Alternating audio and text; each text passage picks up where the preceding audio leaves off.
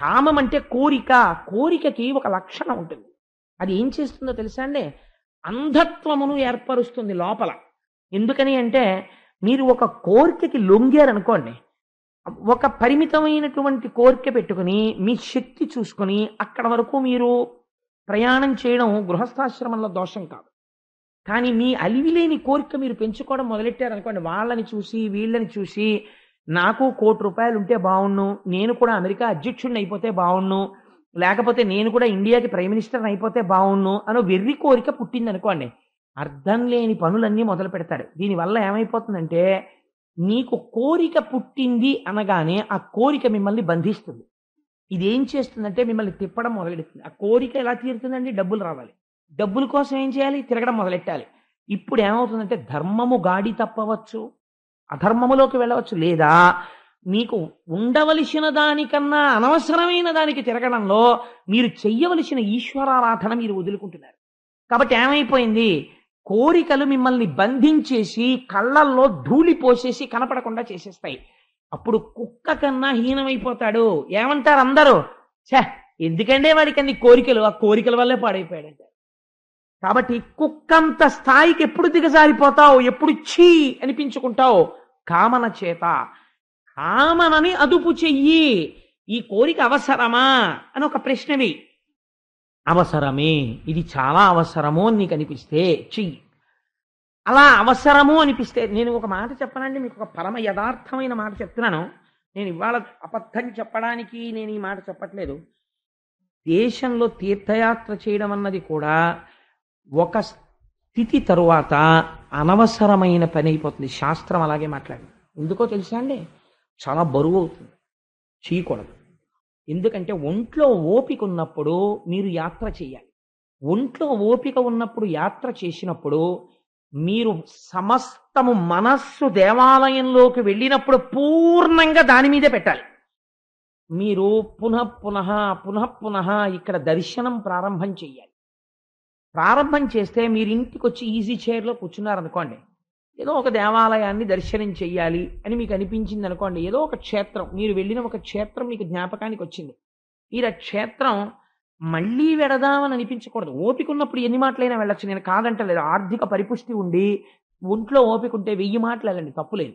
వృద్ధాప్యం వచ్చిన తర్వాత తినేయకూడదు పట్టుకుని. నన్ను అక్కడికి తీసుకెళ్ళి ఇక్కడికి, ఈ ఒంట్లో ఓపిక ఉన్నప్పుడు వెళ్ళడం మానేశావా, ఇప్పుడు తినేస్తావా అందరినీ? తప్పది. ఏమో ఏ కారణం చేతనో అయితే మినహాయింపు. కానీ నువ్వు వెళ్ళి వచ్చిన దాన్ని ఇక్కడ చూడగలగాలి. అదే మానస పూజ.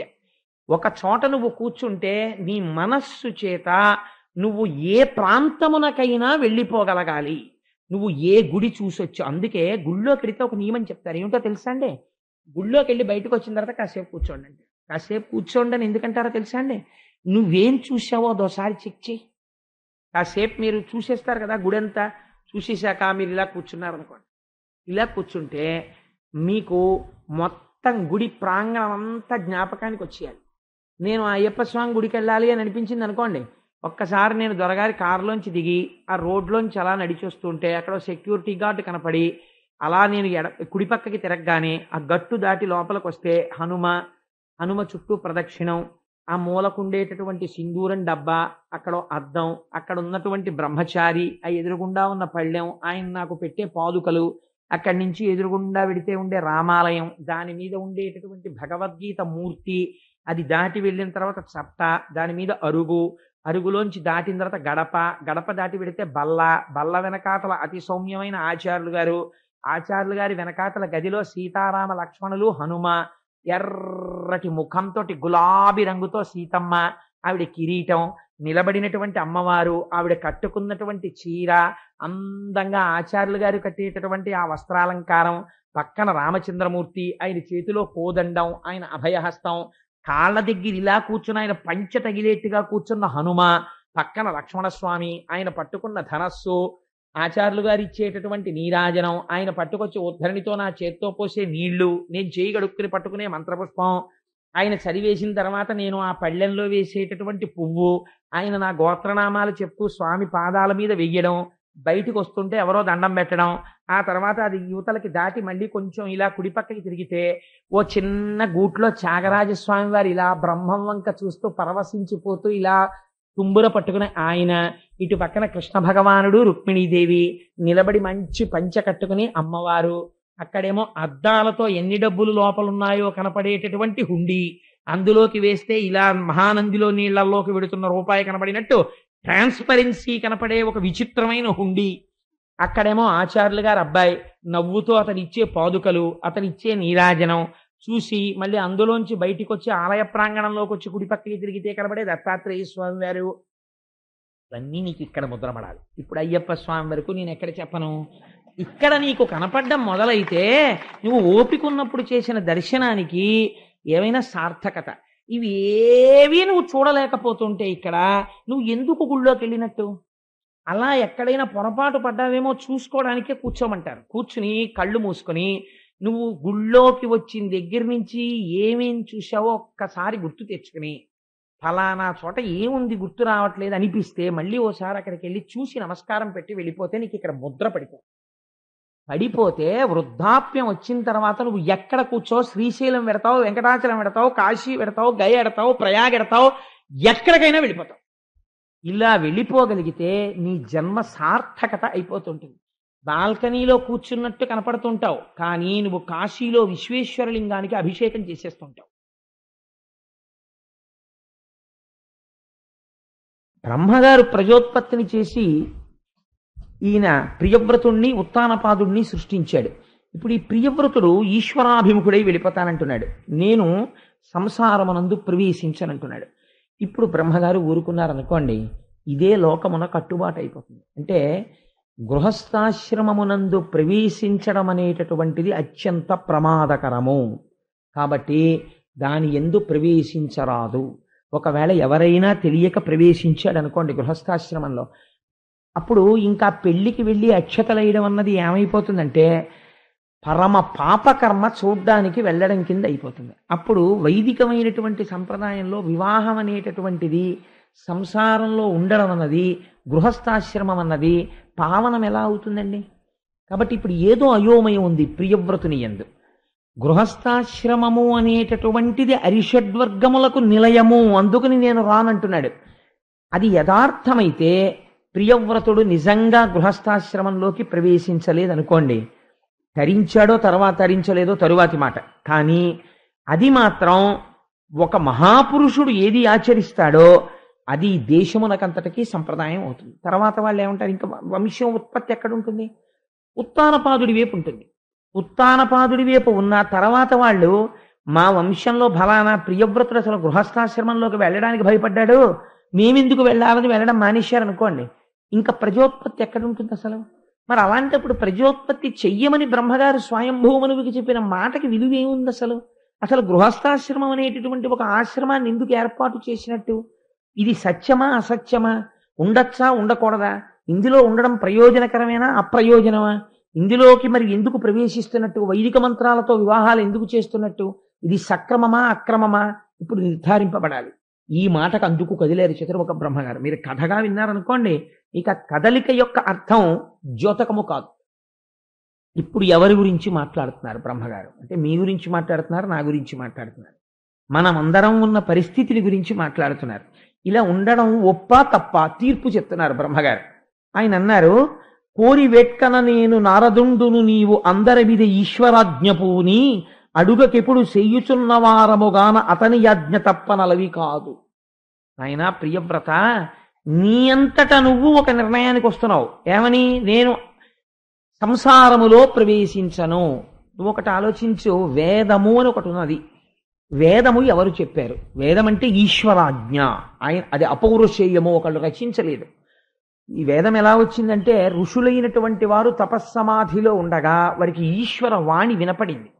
ఈశ్వర వాణి వినపడితే వాళ్ళు వినపడినటువంటిది స్వరంతో వినపడింది.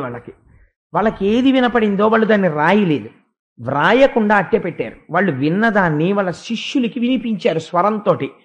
శిష్యులు ఆ స్వరంతో అందుకున్నారు, చెవితో విన్నారు. ఈ అందుకున్న శిష్యుడు తాను అందుకున్న దాన్ని వల్లె వేశాడు, మరుపుకి రాకుండా వల్లె వేశాడు.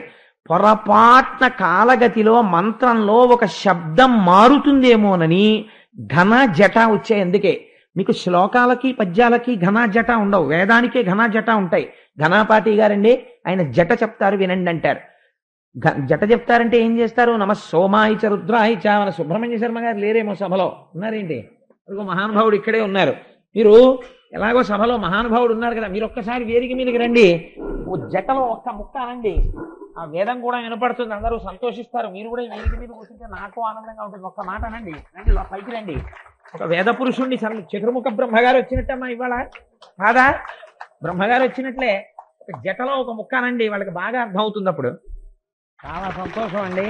బ్రహ్మగారంటే వేదం చూసారా, అనుకోకుండా చతుర్ముఖ బ్రహ్మగారు రావడం అంటే ఇదే. మహానుభావ మీకు నమస్కారం, చాలా సంతోషం అండి.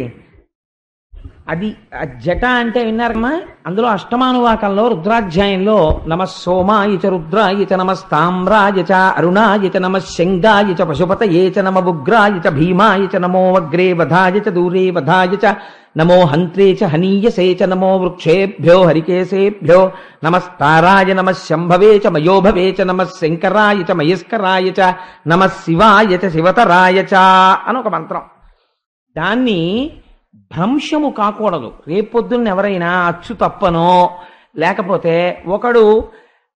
దానికి ప్రక్షిప్తమైపోవడమో ఇంకోటి దాన్ని కలిపేయడమో చేసి సోమాయచ దగ్గర ఇంకో మాట పెట్టడానికి వీల్లేదు. అందుకని జట చేస్తారు, అటు ఇటు వేసి అల్లుతారు. అప్పుడు ఆ పదం అదేనా అంటే ఇంక అనుమానం రాదు. అలా చెప్పాలంటే గురువుల దగ్గర కూర్చుని స్వరంతో నేర్చుకుంటారు. అందుకే శృతి వినపడుతుంది. మహానుభావుడు కృష్ణావధానుల గారి దగ్గర కొన్ని సంవత్సరాలు శిష్యరికం చేశారు సుబ్రహ్మణ్య శర్మ గారు. అందుకని అది వినబడినది శృతి. అందుకే శృతి రూపిణి అంటే ఎవరు? వేదముయే శృతి రూపిణి, శృతి రూపిణియే గాయత్రి, గాయత్రియే లలిత. సాక్షాత్ శబ్దస్వరూపిణి అయి ఏ తల్లి ఉన్నదో ఆ తల్లి పేరే శృతి రూపిణి అని లలితా సహస్రంలో అమ్మవారికి ఒక నామం. అది చాలా గొప్ప నామం అండి. ఆడపిల్లలకి పెట్టుకోవడానికి సాధారణంగా మనకు ఒక దిక్కుమాలిన అలవాటు ఒకటి ఉంటుంది. మంచి పేరు పెట్టి అసలు తీసేసి పీతాంబరధరుడు అని ఒకళ్ళ ఇంట్లో ఒకరికి పేరు పెట్టారు. చాలా బాగుంది, కానీ వాడిని పీతా అని పిలవడం మొదలెట్టారు. ఎందుకనంటే పీతాంబరధరుడు పేరు, కానీ వాళ్ళు అలా పిలవరు, సగానికి కత్తిరించేస్తారు. అలాగ ఎంత ప్రమాదం చూడండి. పీతాంబరధరుడు ఎక్కడ, పీత ఎక్కడ? శృతి రూపిణి అని పేరు పెట్టి ఆ శృతి రూపిణి అని పూర్తిగా పిలవకపోయినా కనీసం శృతి అని పిలిచారనుకోండి, వేదమాతని గౌరవించినట్టు అవుతుంది. శృతి అంటే వేదం. అందుకని అదొక గొప్ప పేరు లలితా సహస్రనామ స్తోత్రంలో ఆడపిల్లలకి. సరే, అందుచేత అటువంటి వేదము ఈశ్వర వాణి. బ్రహ్మగారు అంటున్నారు, ఏమయ్యా ప్రియవ్రత, నీ అంత నువ్వు ఒక నిర్ణయానికి వస్తున్నావు, గృహస్థాశ్రమము ప్రమాదకరము, నేను వెళ్ళనంటున్నావు. నీకు నాకు సమస్త లోకపాలులకు బ్రాహ్మణులకు అందరికీ ఎవరి వాక్కు శిరోధార్యమో ఒక ప్రమాణం ఏమైనా ఉన్నదా? ఇది ఏ ప్రమాణమో అని చెప్పడానికి మనకి ఏదైనా వాక్కు ఉన్నదా? ఉన్నది. ఏది ఉన్నది? అదే ఆయన చెప్తున్నారు. ఈశ్వరాజ్ఞ పూని అడుగకెప్పుడు చేయుచున్న వారముగాన అతని యాజ్ఞ తప్పనలవి కాదు. మనం ఏది అనుభవించినా, ఏది చేసినా, ఏది ప్రమాణమై ఉంటుంది? వేదమే ప్రమాణము. వేదము ప్రమాణము కాదని మీరు సొంత నిర్ణయం తీసుకుని ప్రవర్తించారనుకోండి, నాస్తికుడు అని పిలుస్తారు. ఈశ్వరుడు లేడన్న వాడిని నాస్తికుడు అనరు, వేదము ప్రమాణము కాదన్న వాడిని నాస్తికుడు అంటారు. అందుకే వేదము కనపడినా, వేద పండితుడు కనపడినా వెంటనే నమస్కరించవలసినదే. అది బ్రహ్మగారి యొక్క ముఖస్వరూపము. సాక్షాత్తుగా ఈశ్వరుడు యొక్క ముఖమునందుంటాడు వేదం చెప్పిన పండితుడు. అందుకే బ్రాహ్మణోస్య ముఖమాసీత్ బాహూరాజన్యకృత. బ్రహ్మగారి యొక్క స్వరూపమే. చూడండి, ఈశ్వరానుగ్రహం అంటే చతుర్ముఖ బ్రహ్మగారు వచ్చారనేటప్పటికీ ఎందుకుంటారు అని కూడా ఆలోచన లేకుండా గబుక్కుని నేను సుబ్రహ్మణ్య శర్మ గారు ఉంటే బాగుండు సభలో అన్నాను. వారు వచ్చారు వేదిక మీద, కంటే బ్రహ్మగారు వచ్చినట్టే సభలో. నేను వారి నోటంటే ఆ మాట వినపడింది ఇవాళ. ఇదే భాగవతం సార్థకత పొందడం అంటే. అందుచేత ఆయన అన్నారు, ఆ ఈశ్వర వాక్కు ఏది ఉన్నదో అది మనకి ప్రమాణము. ఆ ఈశ్వర వాక్కు మనకేమని చెప్తోంది? మానవుడు తరించడానికి అవరోధము ఒకటి ఉన్నది. అవరోధమును నువ్వు వైరాగ్య సంపత్తి చేత, భక్తి చేత మార్చుకొనగలిగితే నీకది బలము అయి ఉన్నది. కన్ను ఉన్నది, మీరు జాగ్రత్తగా గమనించండి. నాశనం అయిపోవడానికి కన్ను ఒక్కటి చాలు. అజామీలుడు దేనివల్ల పాడైపోయాడండి? ఒక్క కంటితో ఒక్క దృశ్యమును చూసి జీవితం పాడైపోయింది. ఒక్క మాట నోటితో పలికి ఊర్ధ్వలోకాలకు వెళ్ళిపోయాడు. ఇప్పుడు ఏమైంది? ఒక ఇంద్రియం నశింపచేస్తోంది, ఒక ఇంద్రియం రక్షించేస్తోంది. ఇంద్రియం రక్షిస్తుందా, ఇంద్రియం నశింపచేస్తుందా? ఇంద్రియానికి సంబంధం లేదు. ఇంద్రియాన్ని మీరెలా వాడుకుంటున్నారు అన్నదే ప్రమాణం, అంతే. ఈశ్వరుడు మీకు సాధన సంపత్తులు ఇచ్చాడు. ఒక పిల్లవాడిని తండ్రి నమ్మాడు. నమ్మి నాన్న బాగా చదువుకో అని ఒక 5,000 రూపాయలు ఇచ్చి చదువుకోవడానికి పంపించాడు. ఆ పిల్లవాడు 5,000 రూపాయలు పెట్టి, నాన్నగారు 3,000 రూపాయలు పెట్టి నేను మంచి మంచి పుస్తకాలు కొనుక్కుని చదువుకుంటున్నాను నాన్నగారు, ఇంకొక 2,000 పంపండి అన్నాడు. తండ్రి సంతోషపడిపోయి ఇంకో 2,000 పంపుతాడు. ఆ 3,000 రూపాయలు వాడు దురభ్యాసాలకి ఖర్చు పెట్టాడు అనుకోండి. ఇక్కడున్న తండ్రి తప్ప డబ్బు పంపడం? ఆయన తప్పు కాదు. ఈశ్వరుడు ఇంద్రియాలు ఇవ్వడం తప్పు కాదు. ఈశ్వరుడు ఇంద్రియాలు ఇచ్చినది దేనికి? మీరు బాగా గుర్తు పెట్టుకోవలసిన విషయము. ఇంద్రియాలని ఎందుకు ఇచ్చాడో తెలుసా? మీరు బాగా గమనిస్తే ఇంద్రియాలని ఇవ్వడానికి ప్రధానమైన కారణము, వర్షాకాలంలో వేసవి కాలంలో ఎండవేడిమికి వర్షాకాలపు నీటి ధారకి తట్టుకోలేమని మీరు ఇల్లు ఎలా కట్టుకున్నారో ఈశ్వరుడు మీకు ఇంద్రియాన్ని అందుకు ఇచ్చాడు. బయట భోగోపకరణములు ఉంటాయి, ఇక్కడ భోగం అనుభవించాలన్న తృష్ణ ఉంటుంది. ఇంద్రియం దానికి మీరు ఉపయోగించకుండా పట్టుకుని అట్టెపెట్టారనుకోండి, బలవంతంగా అట్టెపెట్టారనుకోండి, అది ఎప్పుడో అప్పుడు ఆ సుఖాన్ని కోరుతూనే ఉంటుంది. అసలు పుట్టిన దగ్గర నుంచి ఎప్పుడూ వాడికి అసలు గోంగూర పప్పు అంటే ఏమిటో తెలియదు అనుకోండి. తెలియకుండా ఒక పిల్లాన్ని షడ్రుచులతో ఒక పిల్లవాడిని పెంచుతున్నారు అనుకోండి. మీరు ఊహ చేయండి. చేస్తే ఒక పిల్లవాడికి మీరు షడ్రసోపేతమైన భోజనం పెడుతున్నారు.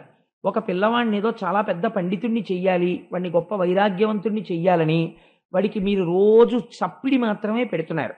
ఇప్పుడు నేను చప్పిడి పెడుతున్నాను కాబట్టి వీడు మహాపండితుడైపోతాడని మీరు అనగలరా? నేనంటాను, చప్పిడి తింటున్నవాడు షడ్రసోపేతమైన పదార్థములు తిన్నవాడి కన్నా ప్రమాదకారి కావచ్చు. ఎందుకని? వాడు రోజు షడ్రసోపేతమైన పదార్థములు తింటున్న వాడిని చూస్తున్నాడు. వాడికి లోపల అవి ఎలా ఉంటాయో అన్న కోరిక బలపడిపోతోంది. ఏదో ఒకనాడు అవి కాటు వేస్తాయి. నువ్వెంతకాలం కాపలా కూర్చుంటావు? ఎప్పుడో అప్పుడు వాడు నువ్వు చూడకుండా పప్పు అన్నం కలుపు తినేస్తాడు. ఏమవుతుంది అప్పుడు? కాబట్టి ఈశ్వరుడు చిత్రముఖ బ్రహ్మగారు అన్నారు, రాజు పెద్ద కోట కట్టుకుంటాడు. అంత కోట ఎందుకండి రాజుగారికి? ఒక గచ్చాలదా? చాలదు, కోట ఉండాలి. ఎందుకని? శత్రువు ఒక్కడు రాడు, కొన్ని వేల మంది వస్తారు. ఇన్ని వేల మంది సైనికుల్ని ఎదురొడ్డి పోరాడడానికి వీలైనంత పెద్ద రక్షణ స్థావరము రాజుకు ఉండాలి. దుర్గములో కూర్చుని యుద్ధం చేస్తాడు. అలా భోగోపకరణములనన్నిటినీ అనుభవించడానికి నీకు ఈశ్వరుడు 5 జ్ఞానేంద్రియములు 5 కర్మేంద్రియములు ఇచ్చాడు. కానీ ఒక్క మాట చెప్పాడు, అదే వేదము. ఏం చెప్పాడు? నువ్వు అనుభవించు, నేనేమన్నా. నువ్వు మధురమైన పదార్థము నీకు తినాలనుంది, నువ్వు తిను, హాయిగా తిను. నీకు నేనిచ్చాను అర్థం, ఇందులో శక్తి నేను ఇచ్చాను. నువ్వు కష్టపడ్డావు, నీ దగ్గర 100 రూపాయలు ఉన్నాయి, నీకు చక్కెర పొంగల్ తినాలనుంది, తిను. నీకు పిల్లల్ని కనాలనుంది, కను, తప్పులేదు. ఒక స్త్రీ యందు క్షేత్రముగా స్వీకరించి నీ బీజమును నిక్షేపించు, దోషము లేదు. కానీ ఏది చేసినా ఒక్కటి గుర్తుపెట్టుకో. అందుకే మన వాళ్ళు పూజ చేస్తే ఏదైనా మానచ్చు. అష్టోత్తరం చెప్పే చోట సహస్రం చెప్పచ్చు, సహస్రం చెప్పే చోట అష్టోత్తరం చెప్పచ్చు. అసలు పూజ మారిపోయేది ఎక్కడో తెలుసా అండి? అసలు ఆవాహన దగ్గర ఆచమనం, అర్ఘ్యం, పాద్యం, స్నానం, యజ్ఞోపవీతం, ఈ మంత్రాల దగ్గర ఎప్పుడూ పూజ మారదు. ఎక్కడ మారుతుందో తెలుసా అండి? పుష్పార్చనకి సంబంధించినటువంటి మంత్రం వస్తుంది శ్రీ సూక్తంలో కానీ పురుష సూక్తంలో కానీ. ఇక్కడ పూజని మీరు ఎక్స్పాండ్ చేయొచ్చు. మీకు టైం లేకపోతే మీరు ఆ పూజని తగ్గించేయచ్చు. ఎలా తగ్గించవచ్చు? నేను ఒక రోజున చాలా ముఖ్యమైన పని మీద వెళ్ళిపోవాలి, నాకు టైం లేదు. నేను ఆ రోజున ఏం చేస్తానంటే, శ్రీరామ రామ రామే తిరమే రామే మనోరమే సహస్రనామ తత్తుల్యం రామనామ వరాననే అని ఒక్క పువ్వు స్వామి పాదాల మీద పెట్టి అంతే నైవేద్యం పెట్టేస్తాను. ఏమైంది? అంతే, నేను సహస్రార్చన చేసినట్టే. యథార్థముగా నాకు సమయం లేకపోతే ఆ రోజున అనుకోకుండా ఏదైనా ఉపద్రవం వచ్చింది, వెళ్ళిపోవాలి తొందరగా, అప్పుడు నేను అదొక్కటి చెప్పి వెళ్ళిపోవచ్చు, నాకు టైం ఉన్నది. కానీ సహస్రం చెప్పేంత టైం కాదు. అష్టోత్తరం చెప్పచ్చు. కాదు, ఇవాళ ఆదివారం టైం ఉంది, సహస్రం చెప్పచ్చు. సహస్రం చెప్పి ఇంకా టైం ఉంది, లక్ష్మీ సహస్రం చెప్పచ్చు. కాదు, నీకు ఇంకా టైం ఉంది, శివకేశవ అభేదంగా శివ సహస్రం చెప్పచ్చు. పూజని మీరు ఎంతైనా ఎక్స్పాండ్ చేయొచ్చు. కానీ మీరు అర్ఘ్యం దగ్గర ఎక్స్పాండ్ చేయండి పూజని. You can't do it. మీరు చేయలేరు దాన్ని. మానసికంగానైనా మీరు ఎంతసేపు చేస్తారండి అర్ఘ్యాన్ని? చేతులు పడితే కాస్త నీళ్లు పోస్తారు అంతేగాని అర్ఘ్యం దగ్గర ఆరాఘ్య అంటూ కూర్చుంటారేంటి? మీరు కూర్చోలేరు. పూజని అర్చన దగ్గర మాత్రమే మీరు పెంచగలరు, ఇతరమైన చోట్ల మీరు పూజని పెంచలేరు. అలా పెంచకూడదు కూడా, దోషయుక్తం అది. అలా మీరు ఏది చేసినా ఒకటి మాత్రం మార్చడానికి వీల్లేదు పూజలో. ఏది మార్చకూడదు అంటే ధర్మ అర్థ కామ మోక్ష చతుర్విధ పురుషార్థ ఫల సిద్ధ్యర్థం అని చెప్పి పూజ చేస్తారు. గృహస్థాశ్రమంలో ఉన్నవాడు నేను నాశనం అయిపోవడానికి, నా శరీరం తొందరగా పడిపోవడానికి అని పూజ చేయకూడదు. నిన్ను నమ్మి వెనకాల కొంతమంది ఉన్నారు నువ్వు తాళి కట్టిన పాపానికి. అందుకని ధర్మార్థ కామ మోక్ష చతుర్విధ పురుషార్థ ఫల సిద్ధ్యర్థం, ఈ పురుషార్థములను అడగాలి. అర్థము ధర్మముతో కలపాలి, కామము ధర్మంతో కలపాలి. అప్పుడు ఏమైంది? మోక్షం వస్తుంది. నేను తరచు ఒక మాట చెప్తుంటాను, మీకు ఒక 10 అడుగుల కర్ర తీసుకొచ్చి ఇచ్చి, లేకపోతే తేలికగా అర్థం అవడానికి ఒక 8 అడుగుల కర్ర తెచ్చిచ్చి, అయ్యా దీన్ని సమానమైనటువంటి పొడుగున్న 4 ముక్కలు చెయ్యండి అని మిమ్మల్ని అడిగారు అనుకోండి, మీరు 4 ముక్కలు చేయడానికి ఎన్ని మాటలు నరుకుతారు? 8 అడుగుల కర్రని 4 సమానమైన పొడుగున్న ముక్కలు చేయాలంటే ఒక్కొక్క అడుగు, ఒక్కొక్క ముక్క ఎన్ని అడుగులు ఉండాలండి? 2 అడుగులు ఉండాలి. అది చాలా సామాన్యమైన విషయం. దానికి ఏం పెద్ద మ్యాథమెటికల్ ఎబిలిటీస్ ఏం అక్కర్లేదు. ఒక్కొక్క ముక్క 2 అడుగులు ఉంటే 4 2 8. కానీ ఎన్ని మాటలు నరుకుతారు? కర్ర పెట్టి 2 అడుగులు చూసి ఓసారి నరుకుతారు, ఓ ముక్క వచ్చేసింది. మళ్ళీ రెండో మాట నరుగుతారు, రెండో ముక్క వచ్చేసింది. మూడో మాట నరుగుతారు, 4 అడుగుల ముక్కలో ఇటో ముక్క వచ్చేసాయి. ధర్మబద్ధమైన అర్థము, ధర్మబద్ధమైన కామము మోక్షమునకే దారి తీసేస్తాయి. కాబట్టి ఇది ఈశ్వర వాక్కు. నీవు అర్థకామములను అనుభవించకపోతే ఇంద్రియములు పగబడతాయి, పతనమైపోతావు. ఎప్పుడవుతావు తెలియదు. భావన మాత్రము చేత పతనమైపోవచ్చు. కాబట్టి ఏం చేస్తావు? దుర్గమునందు కూర్చుని నువ్వు యుద్ధం చెయ్యి. నీకు వచ్చినటువంటి బాధ ఏం లేదు, నీకు రాజ్యం ఎందుకు అక్కర్లేదు. ఈశ్వర దత్తమి రాజ్యము అనుకుని నువ్వు రాజ్య పరిపాలన చెయ్యి. ఈశ్వర దత్తము నాకు ఈ భోగము అనుకుని ధర్మబద్ధమైన భోగాన్ని అనుభవించు. ఈశ్వర దత్తము నాకు ఈ అనుభూతి అనుకుని నువ్వు ఆ అనుభూతిని అనుభవించు. ఏది చేసినా ముందు మాత్రం ఒకటి కలుపుకుంటుండు, ఇది ఈశ్వరానుగ్రహము, ఈశ్వరానుగ్రహము, ఈశ్వరానుగ్రహము అంటుండు. కొంతకాలం అయిన తర్వాత ఇంకొక మాట పరిశీలన చెయ్యి. యథార్థముగా ఇది సుఖమేనా అని ఒక ప్రశ్న వేస్తుండు. నిజంగా ఇది సుఖమైతే ఎప్పుడూ అది సుఖాన్నే ఇస్తూ ఉండాలి. కానీ సుఖము అనబడిన వస్తువు ఒక్కొక్కసారి దుఃఖమును ఇచ్చుచున్నది, దుఃఖ కారణమగుచున్నది. నేను తరచు చెప్తుంటాను దానికి ఉదాహరణ. ఏదో మీకు ఇష్టమైనటువంటి పదార్థాన్ని కొంత నోట్లో వేసుకున్నారనుకోండి బాగుంటుంది, కొంచెం ఎక్కువ వేసుకున్నారనుకోండి దుఃఖం వస్తుంది, అబ్బో వద్దనిపిస్తుంది. కాబట్టి వస్తువు సుఖమా దుఃఖమా? సుఖము కాదు దుఃఖము కాదు, మీ మనస్సు యొక్క భావన. కాబట్టి మీరు అలా పరిశీలించగా జగత్తులో ఉన్నటువంటి వస్తువులతో కూడిన సంగము కేవలం దుఃఖహేతువే, వాని ఎందు సుఖము లేదు అని అర్థమైపోతుంటుంది. ఇలా అర్థం అవగా వైరాగ్యం వస్తుంది. ఇప్పుడు వైరాగ్యం వచ్చేసిన తర్వాత ఇంద్రియాలు తిరగబడవు. ఎందుకంటే వాటి అనుభవంతో తెలుసుకున్నాడు అది సుఖం కాదని. తిరగబడిన ఇంద్రియములు తనకి ఆస్తిగా మారిపోతాయి ఈశ్వరార్చన చేయడంలో. ఇప్పుడు సుఖం ఎక్కడుందో తెలుసుకున్నాడు. కళ్ళు ఈశ్వరుణ్ణి చూడడంలో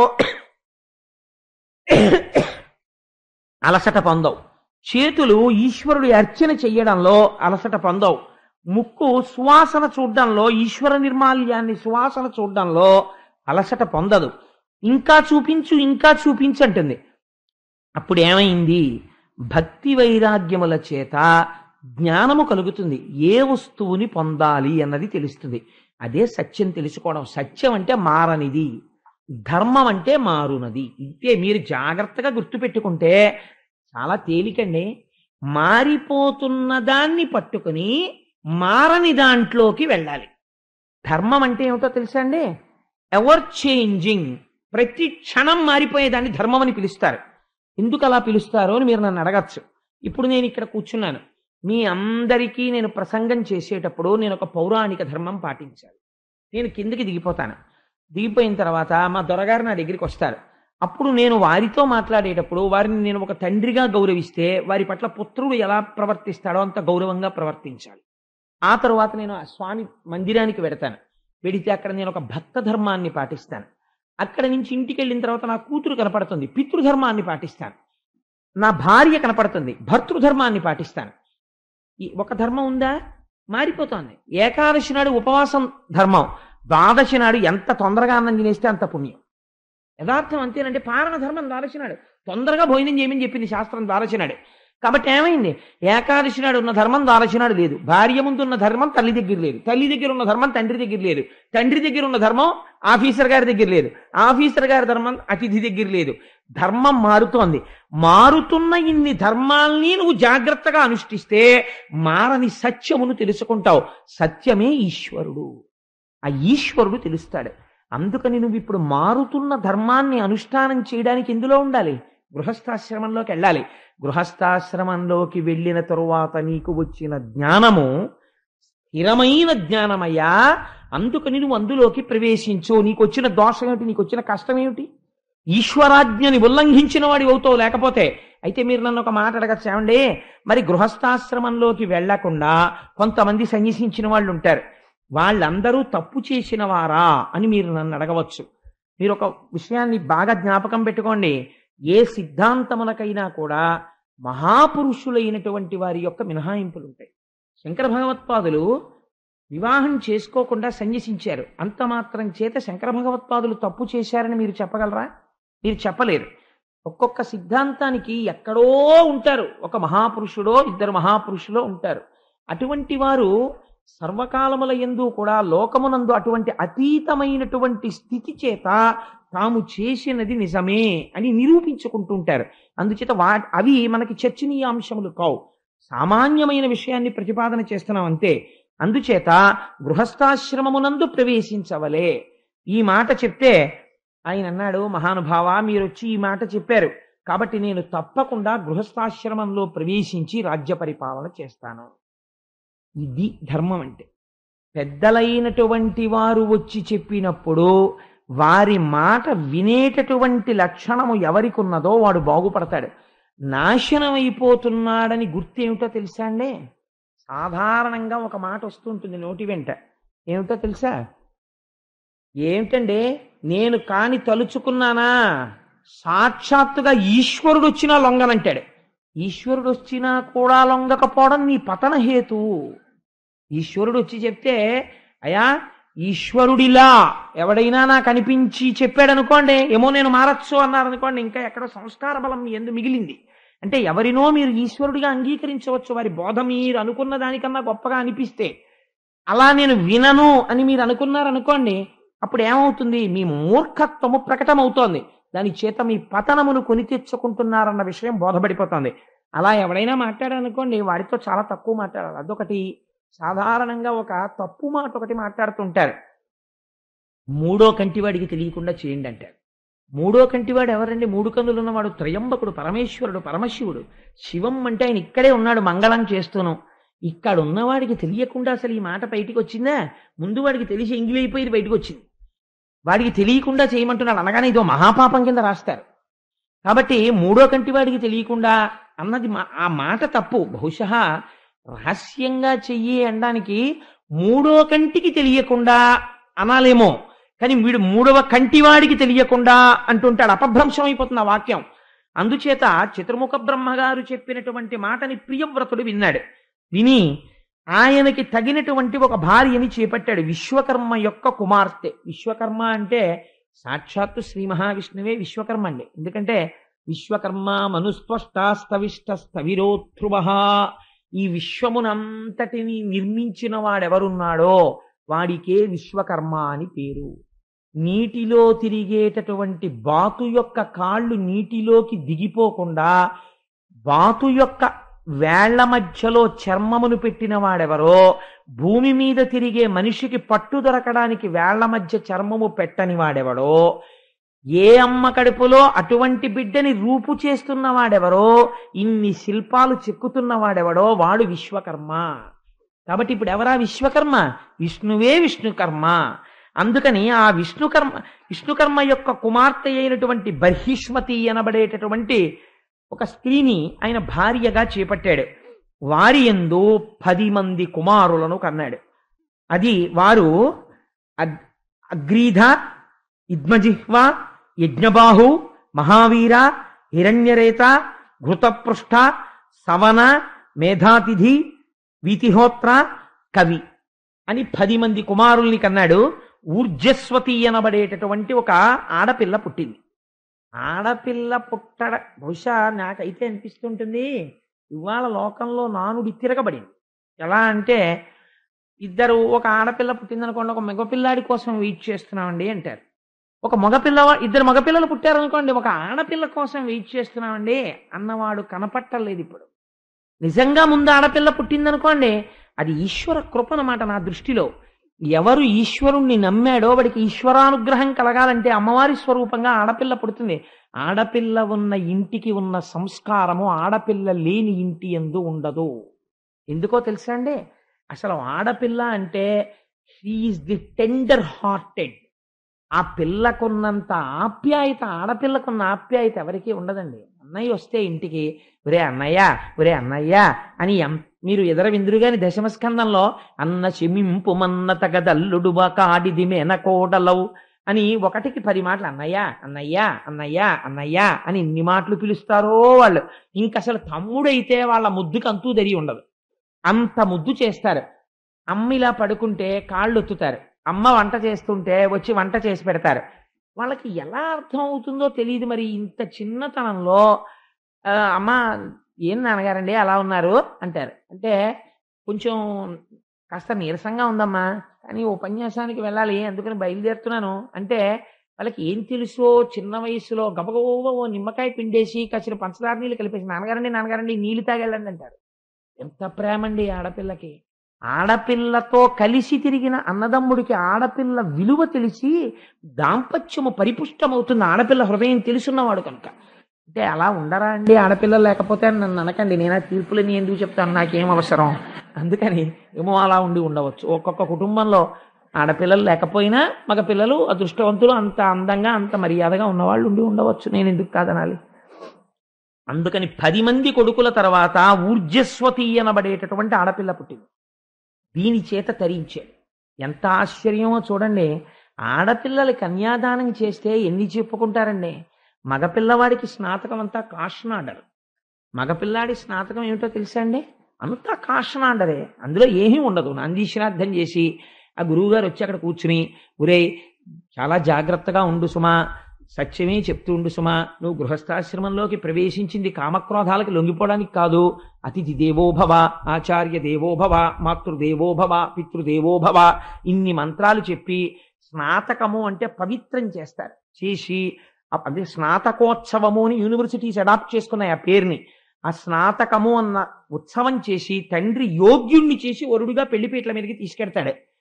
ఆడపిల్లని కన్యాదానం చేసేటప్పుడు అలా కాదండి. అన్యని కన్న తల్లిదండ్రులు ఎంత అదృష్టవంతులంటే ఒక బ్రహ్మాండమైన సంకల్పం చెప్తారు. ఇవ్వాలంటే చేసేవాళ్ళకి దాని మర్యాద తెలుసుకుందామన్న ఉత్సాహము లేదు. అన్నిటికన్నా చాలా ఉత్సాహం అంతా దేని మీద? ఫోటో మీద, వీడియో మీద. ఈ 2 గ్రసించేసాయి వైదిక ధర్మాన్ని. ఎంతసేపు తాళి కడుతూ కూడా మెడ తిరిగిపోయిన కోళ్ళ ఇలా ఉంటాడు తప్ప వాడు ఇక్కడ అయ్యో ఒక్కొక్క ముడి నా జీవన హేతు, ఈ ముడుల వలన నేను బ్రతుకుతున్నానని దాని కుంకం పెడుతూ పవిత్రతతో కట్టడే. జీలకర్ర బెల్లం పెట్టుకుంటూ ఇటు తిరిగి తలంబ్రాలు పోసుకునేటప్పుడు ఇక్కడే ఉన్నారు సుబ్రహ్మణ్య శర్మ గారు, ఎన్ని విషయాలు అడుగుతుందో కన్య, నీ వలన నాకు సంతానము కలుగుగాక, నీవు ఐశ్వర్యవంతుడవగుదువుగాక, ఇన్ని అడుగుతుంటే దేవతలందరూ వచ్చి అక్కడ నిలబడతారు. అప్పుడు తలంబ్రాలు పోసుకుంటారు. బ్రాహ్మణులు ఎలా చెప్పారో బ్రహ్మస్థానంలో అక్కడ ఎవరు కూర్చున్నారో వారి మాట విని అంత గౌరవంగా జరగాలి. తెలిసి తెలియని వాళ్ళు వచ్చి పోసేయి నరుపులు, వీళ్ళు పళ్ళాలెత్తి పోసేసుకోవడం, ఆ తర్వాత ఏమండి పిల్లల పొట్లేదని తిరుగుతుండడం. ఎందుకు వస్తారు? దేవతలు అవమానింపబడలేదు. మంత్రప్రోక్తము బ్రహ్మగారు మంత్రం చదువుతున్నాడు, అనుసంధానముగా క్రతువు లేదు, నీకు మర్యాద లేదు, ఎందుకు దేవతలు నిన్ను అనుగ్రహించాలి? ఉన్నది ఊడిపోతుంది. అందుకని ఏమవుతోంది? వైదిక మర్యాద రోజు రోజుకి అవమానింపబడుచున్నది. ఆడపిల్లని కన్నవాడు కన్యాదానం చేస్తే ఎంత చెప్తాడో తెలుసా అండి?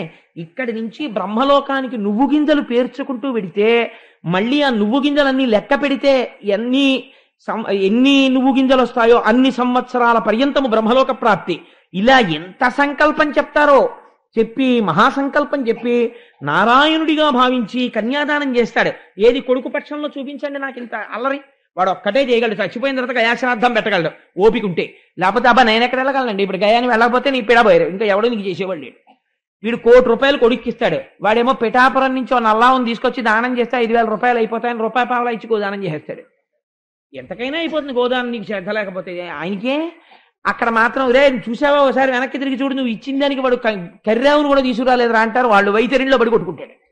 సరే, అందుచేత ఆడపిల్ల వైభవం అంటే ఏమిటో చూపిస్తున్నారు చూడండి. అందుకని ఊర్జస్వతి అనబడేటటువంటి కన్యని యోగ్యుడైన వారికి ఇచ్చి కన్యాదానం చేయాలి. అందుకని శుక్రాచార్యుల వారికి ఇచ్చి కన్యాదానం చేశాడు. శుక్రుడు గురువు, మహానుభావుడు. ఆయన సామాన్యుడు కాదండి. బృహస్పతి ఎంతటి వాడో శుక్రాచార్యుడు అటువంటి వాడు. మీరు భాగవతంలో విందులుగాని వచ్చేస్తోంది ఇంకెదరెదరా. ఒక్కొక్కసారి బృహస్పతి అంటాడు మీ కర్మ, మీకు ఇవాళ శుక్రాచార్యుల వారి యొక్క అనుగ్రహం రాక్షసులకు ఉన్నట్టు నా అనుగ్రహం మీకు లేదు, అవతల బాగున్నాడు. ఓసారి అయితే గురువు గారు వెళ్ళిపోయాడు, కోపం వచ్చి వెళ్ళిపోతే నాశనం అయిపోయారంతే దేవతలు. గురువు అంటే ఎలా ఉంటుందో చూపిస్తారు. శుక్రాచార్యుల వారు నమ్ముకుని బలిచక్రవర్తి ఇంద్రుడిని తరి అవతల పారేశాడు. అటువంటి వాడు శుక్రుడు అంటే సామాన్యుడు కాడు. అటువంటి మంత్రవేత్తకి ఇచ్చి వివాహం చేశాడు. ఆ శుక్రాచార్యుల వారి యందు ఆ ఊర్జస్వతికి దేవయాని అనబడేటటువంటి కుమార్తె జన్మించింది. ఆ తరువాత ఈ ప్రియవ్రతుడు గృహస్థాశ్రమం అనేటటువంటిది చాలా తక్కువ అనుకునే వాళ్ళకి వ్యాస భగవానుడు ఒక మాట చెప్తున్నాడు. ఈ ప్రియవ్రతుడు అంతఃపురంలో కూర్చుని అన్నీ చేశాడు. 10 మంది పిల్లల్ని కన్నాడు, ఆడపిల్లని కన్నాడు. ఈశ్వరానుగ్రహం అన్నాడు.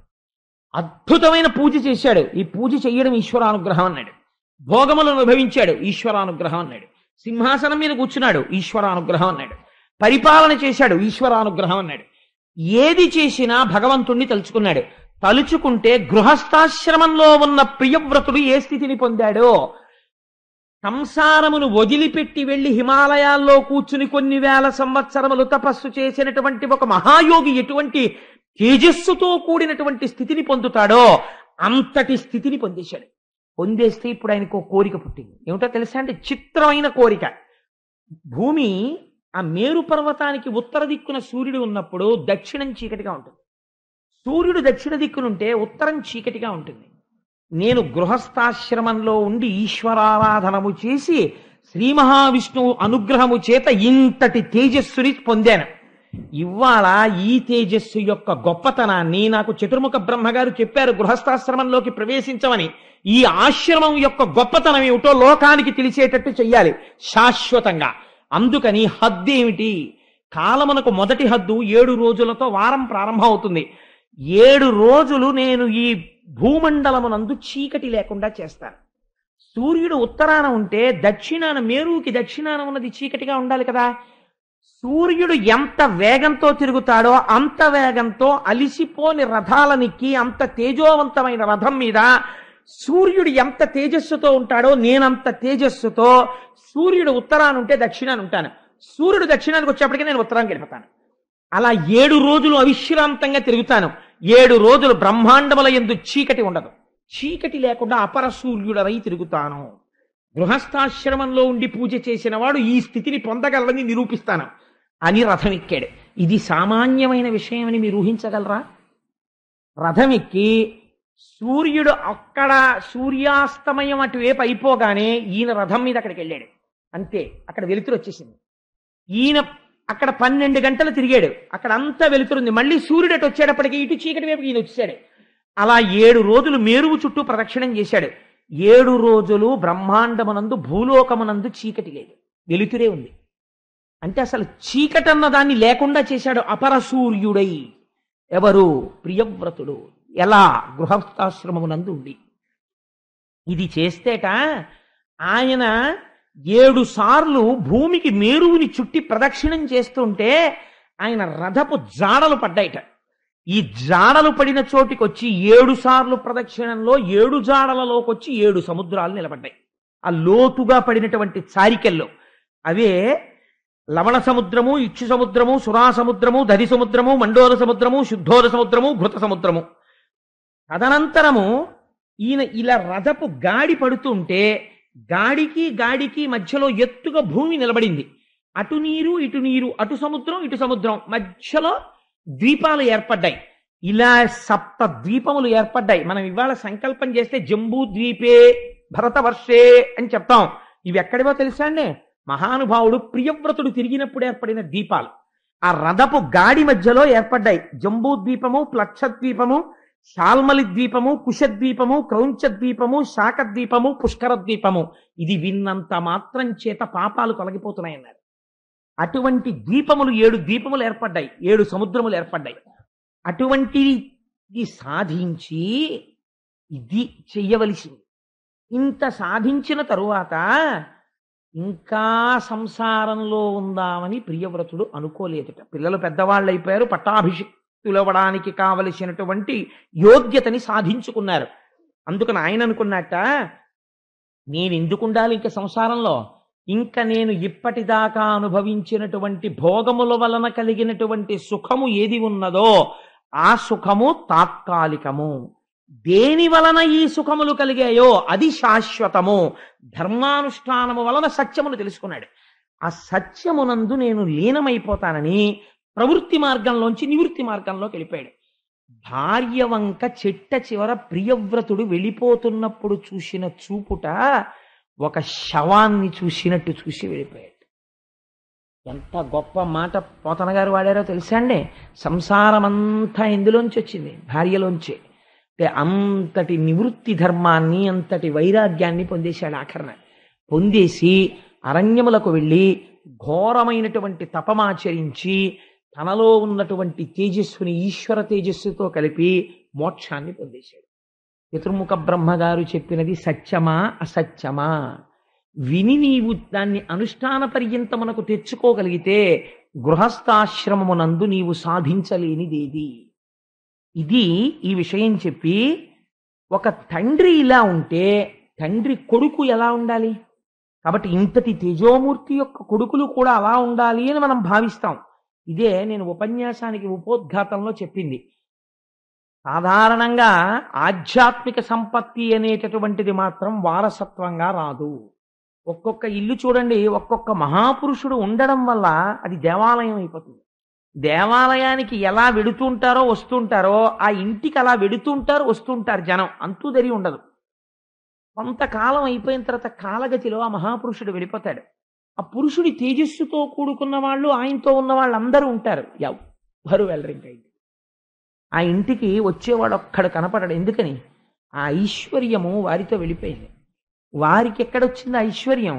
ఈశ్వరుని యొక్క అనుసంధానము చేత వారికి ఐశ్వర్యం వస్తోంది. కాబట్టి ఒక తండ్రికి ఉన్నటువంటి ఆధ్యాత్మిక సంపదకి కొడుకు వారసుడు కాగలడా? చెప్పలేం. కాబట్టి ఇప్పుడు ఇది తీర్పు చెప్పాలి. ఎంత అందంగా చెప్తాడో చూడండి వ్యాసుడు. రాజ్యమునకు ఆధిపత్యం వహించాడు అగ్నిధ్రుడు, పెద్ద కొడుకు. ఆధిపత్యం వహించి పరిపాలన చేస్తున్నాడు. ఈయనకి కూడా వివాహం కావలసి ఉంది. అందుకని యోగ్యమైనటువంటి భార్యని పొందడం కోసమని హిమవత్ పర్వత ప్రాంతంలో కూర్చుని చతుర్ముఖ బ్రహ్మగారి గురించి తపస్సు చేశాడు. తపస్సు చేస్తే బ్రహ్మగారు, ఆయన సామాన్యుడు కాదండి, పురాణంలో వాడేటటువంటి మాటలకి చాలా గమ్మత్తు ఉంటుంది. ఈయన యోగ్యతాయోగ్యతల్ని పసిగట్టాడు. పసిగట్టి ఒక అప్సరసని పంపించాడు. ఆ అప్సరస పేరు పూర్వచిత్తి. పూర్వచిత్తి అంటే ఏమిటో తెలుసా అండి? పూర్వము అంటే గడిచిపోయిన దానిని లోపల పెట్టి తలుచుకుంటూ, అది సుఖము కాదు అని అన్నారు అనుకోండి, తలుచుకుని ఒక వయసు వచ్చేసిన తర్వాత ఇంకా అవి సుఖాలు కావంటే మీరు సుఖపడిపోతారు. తలుచుకుని ఇంకా ఇప్పుడు అది లేదని ఏడవడం మొదలెట్టారనుకోండి, ఆ భ్రమ.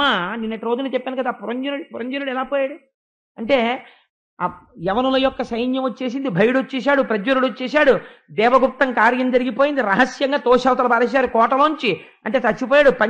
పడగల పాము వెళ్ళిపోయింది అంటే 5 ప్రాణాలు వెళ్ళిపోయి కోటను తీసుకెళ్లి అగ్నిహోత్రంలో పారేశారంటే శవాన్ని తీసుకెళ్లి కాల్చవతల పారేశారు. కాబట్టి ఏమైపోతుంది? పూర్వచిత్తి ఉన్న చోట మోక్షం ఉండదు. ఇది రహస్యం. పూర్వచిత్తి అంటే సుఖమును సుఖముగానే తలుచుకొనుట. పూర్వచిత్, పూర్వము జరిగిపోయిన ఒక సుఖం ఉన్నది, దాన్ని తలుచుకున్నప్పుడు ఒక విచారణ జరగాలి మనస్సులో. అది సుఖమా? ఎంతకాలం అనుభవిస్తావు? అది సుఖమైతే నీకు నిరంతరము సుఖభావన ఇవ్వాలి. ఇవ్వట్లేదు కాబట్టి అది సుఖము కాదు. సుఖ వస్తువు అన్నది ఏది? ప్రమాణము వేదము. ఈశ్వరుడు సుఖ నిలయుడు, ఆనంద నిలయుడు. అందుకే ఆయన ఉంటే ఆనంద నిలయం అని పిలుస్తారు దాన్ని. అందుకని ఆయన పాదాలు పట్టుకొని తిప్పగలిగితే వైరాగ్యం ఉన్నట్టు. తిప్పలేకపోయావు, పూర్వచిత్తికి లొంగిపోయావని గుర్తు. ఇది ఇప్పుడు మిమ్మల్ని ఏ సీట్లో కూర్చోబెడుతున్నాడో తెలుసా అండి? భాగవతం చెప్పి సెల్ఫ్ జడ్జిమెంట్ టేబుల్ మీద కూర్చోబెడుతున్నాడు వ్యాసుల వారు. మీరు ఏ స్థితిలో ఉన్నారు అన్నదానికి మీరే ఉదాహరణ.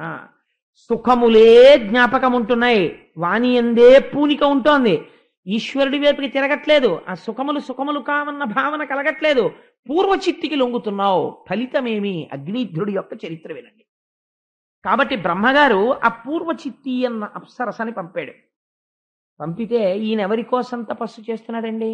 బ్రహ్మగారి గురించి. దేనికి? ఒక కన్యకామణి గురించి బ్రహ్మగారు పంపారు. కానీ మర్యాద ఏమిటి? బ్రహ్మగారు వచ్చి చెప్పాలి, నాయనా నువ్వు తపస్సు చేసావురా ఆడపిల్ల కోసం, ఎంత గొప్ప తపస్సు చేసావు. మరి కర్దమ ప్రజాపతికి శ్రీమన్నారాయణుడు ఇచ్చి చెప్పలేదు రేపటి రోజున నీ కోసం దేవహూతి వస్తోందని? అలా చతుర్ముఖ బ్రహ్మగారు వచ్చే వరకు వేచి ఉండాలి. అయా ఆయన తీసుకొచ్చి నాకు అప్పచెప్తే నీ వంక చూస్తాను తప్ప లేకపోతే నేను చూడననాలి. కానీ ఈయనకి సుఖము అన్నది కనపడితే చాలా అక్కడ మనసు లగ్నం అవుతుంటుంది, అదో అలవాటు ఈయనకి. అందుకని నేను మనస్సు యొక్క స్థితి అది. కాబట్టి ఏం చేశాడు? ఆ పూర్వచిత్తి గజ్జెల చప్పుడు విన్నాడు, కళ్ళు విప్పాడు, చూశాడు, అబ్బో ఇంకా పెద్ద స్తోత్రం మొదలెట్టాడు. ఎలా మొదలెట్టాడంటే చాలా గమ్మత్తైన స్తోత్రం మొదలెట్టాడు. ఈయన తపస్సు కదా చేస్తున్నాడు, నువ్వు కూడా తపస్సు చేస్తున్నావా? నీ అందం ఏమిటి, అసలు నీ శరీరం ఏమిటి అని ఇంకా అంగాంగ వర్ణనం అంతా చేశాడు. చేసి నీ కేశపాశములు అలా ఉన్నాయి, నువ్వు పెట్టుకున్న పూలు అలా ఉన్నాయి, వాటి వెనకాతలు వస్తున్న తుమ్మెదలు ఎలా ఉన్నాయో తెలుసా? వేదం చెప్పగలిగినటువంటి మహాపురుషుడైనటువంటి వాడి వెనకాతల శిష్యులు ఎలా పెడతారో అలా వస్తున్నాయి తుమ్మెదలు.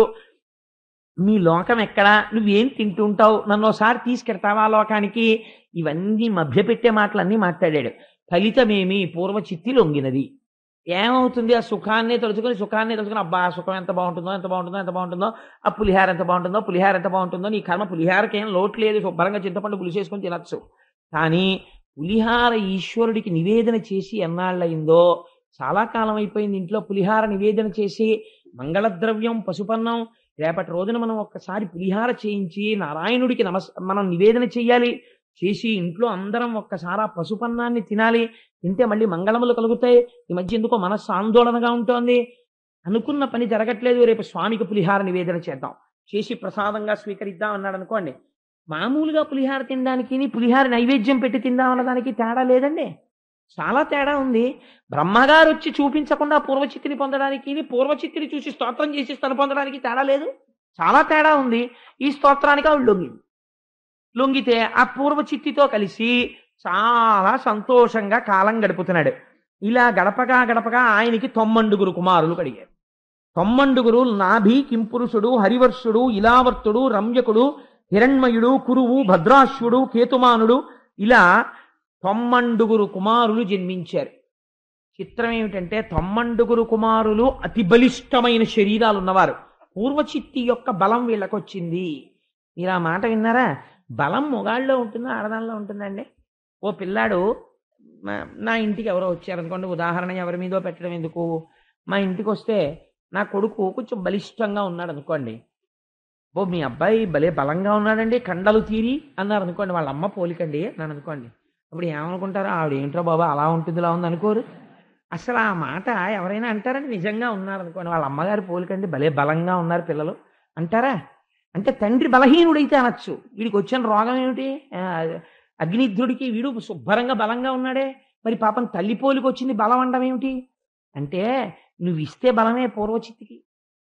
అస్తమానం జరిగిపోయిన సుఖాలని గుర్తు తెచ్చుకోవడమే పనిగా పెట్టుకుంటే వాటికి ఉన్నంత బలం దేనికి లేదు, మళ్ళీ అటే తిప్పుతాయి భోగాల వైపు. విస్మరించగలిగితే అది సుఖమా అని ఒక ప్రశ్న వెయ్యగలిగితే వైరాగ్యమై పూర్వచిత్తి నీరసపడుతుంది, లేకపోతే పూర్వచిత్తికి నీరసం రాదు. ఆ బలమే పిల్లలకు వచ్చింది. అంటే స్మృతులు తిరుగుతూనే ఉంటున్నాయి. అగ్నిధ్రుడికి పేరు అగ్నిధ్రుడు, లోపల పూర్వచిత్తికి లొంగినవాడు. ఎంత చిత్రమో చూడండి. ఎవరి కొడుకు? ప్రియవ్రతుడి కొడుకు. ఏమి ఇది పొందగలిగాడండి? ఏం వారసత్వం పొందాడు తండ్రి దగ్గర? ఆఖరికి ఆ పూర్వచిత్తి ఏం చేసిందంటే, చాలా కాలం ఈయనతో సంసారం చేసి నా లోకానికి నేను వెళ్ళిపోవాలని ఆవిడ వెళ్ళిపోయింది. అని ఈయన మాత్రం ఏం చేశాడంటే యజ్ఞయాగాది క్రతువులు చేశాడు. దేనికోసమో తెలుసా అండి? మోక్షం కోసం కాదు, ఈశ్వర దర్శనం కోసం కాదు. కర్మ ఈశ్వరానుగ్రహం కలిగితే దాని ఫలితం అది ఇచ్చేస్తుంది. ఇన్ని కర్మలు దేనికోసం చేశాడో తెలుసా? పూర్వచిత్తి ఎక్కడికి వెళ్ళిపోయిందో తను అక్కడికి వెళ్ళిపోవడం కోసం. అందుకని ఏమి పొందాడు? పూర్వచిత్తి ఉన్న లోకమును పొందాడు. అంటే ఏమవుతుంది అంటే, పొందిన సుఖాలనే తలుచుకు తలుచుకు తలుచుకు తలుచుకు కొడుకు మీదో కూతురు మీదో పిల్లాడి మీదో పిల్ల మీదో కుక్క మీదో పిల్లి మీదో భ్రాంతి ఉండిపోతే అక్కడికే వెళ్ళి మళ్ళీ పుడతాడు. కాబట్టి ఏమయ్యాడు? అగ్నిధ్రుడు. అంతే, అంతవరకే. పూర్వచిత్తి ఏ లోకాన్ని పొందిందో ఆ లోకాన్ని పొందాడు. ఇప్పుడు ప్రియవ్రతుణ్ణి అగ్నిధ్రుణ్ణి మీరు పోల్చి చూసుకోమని కథ ఎందుకు వచ్చాయి ఇప్పుడు నేను అనుకుంటున్నాను. ఈ సభలో ఉన్న ఎవరినైనా పిలిచి ఇక్కడ కూర్చుని చెప్పమంటే నాకన్నా చాలా బాగా చెప్తారు వీళ్ళిద్దరికీ ఉన్న తేడా. ఎందుకంటే వినేటప్పుడు నిప్పు రవ్వలు వచ్చినట్టు ఆలోచనలు వచ్చేస్తాయి. నిజమే, ఇక్కడ ఈ తేడా ఉంది, అక్కడ ఆ తేడా ఉందని. ఎంత తేడా ఉందో చూడండి. ఆయన ప్రశ్న వేసుకున్నాడు ప్రియవ్రతుడు, భార్యని విడిచిపెట్టి తపస్సుకి వెళ్ళాడు. ఎన్నడూ ప్రశ్న వేసుకోలేదు. పూర్వచిత్తికి లొంగిపోయాడు అగ్నిధ్రుడు. ఏమి పొందాడు? పూర్వచిత్తి ఉన్న లోకాన్ని పొందాడు. ప్రియవ్రతుడు ఏం పొందాడు? పునరావృత్తి రహిత శాశ్వత శివ సాయుధ్యమును పొందాడు, మోక్షాన్ని పొందాడు.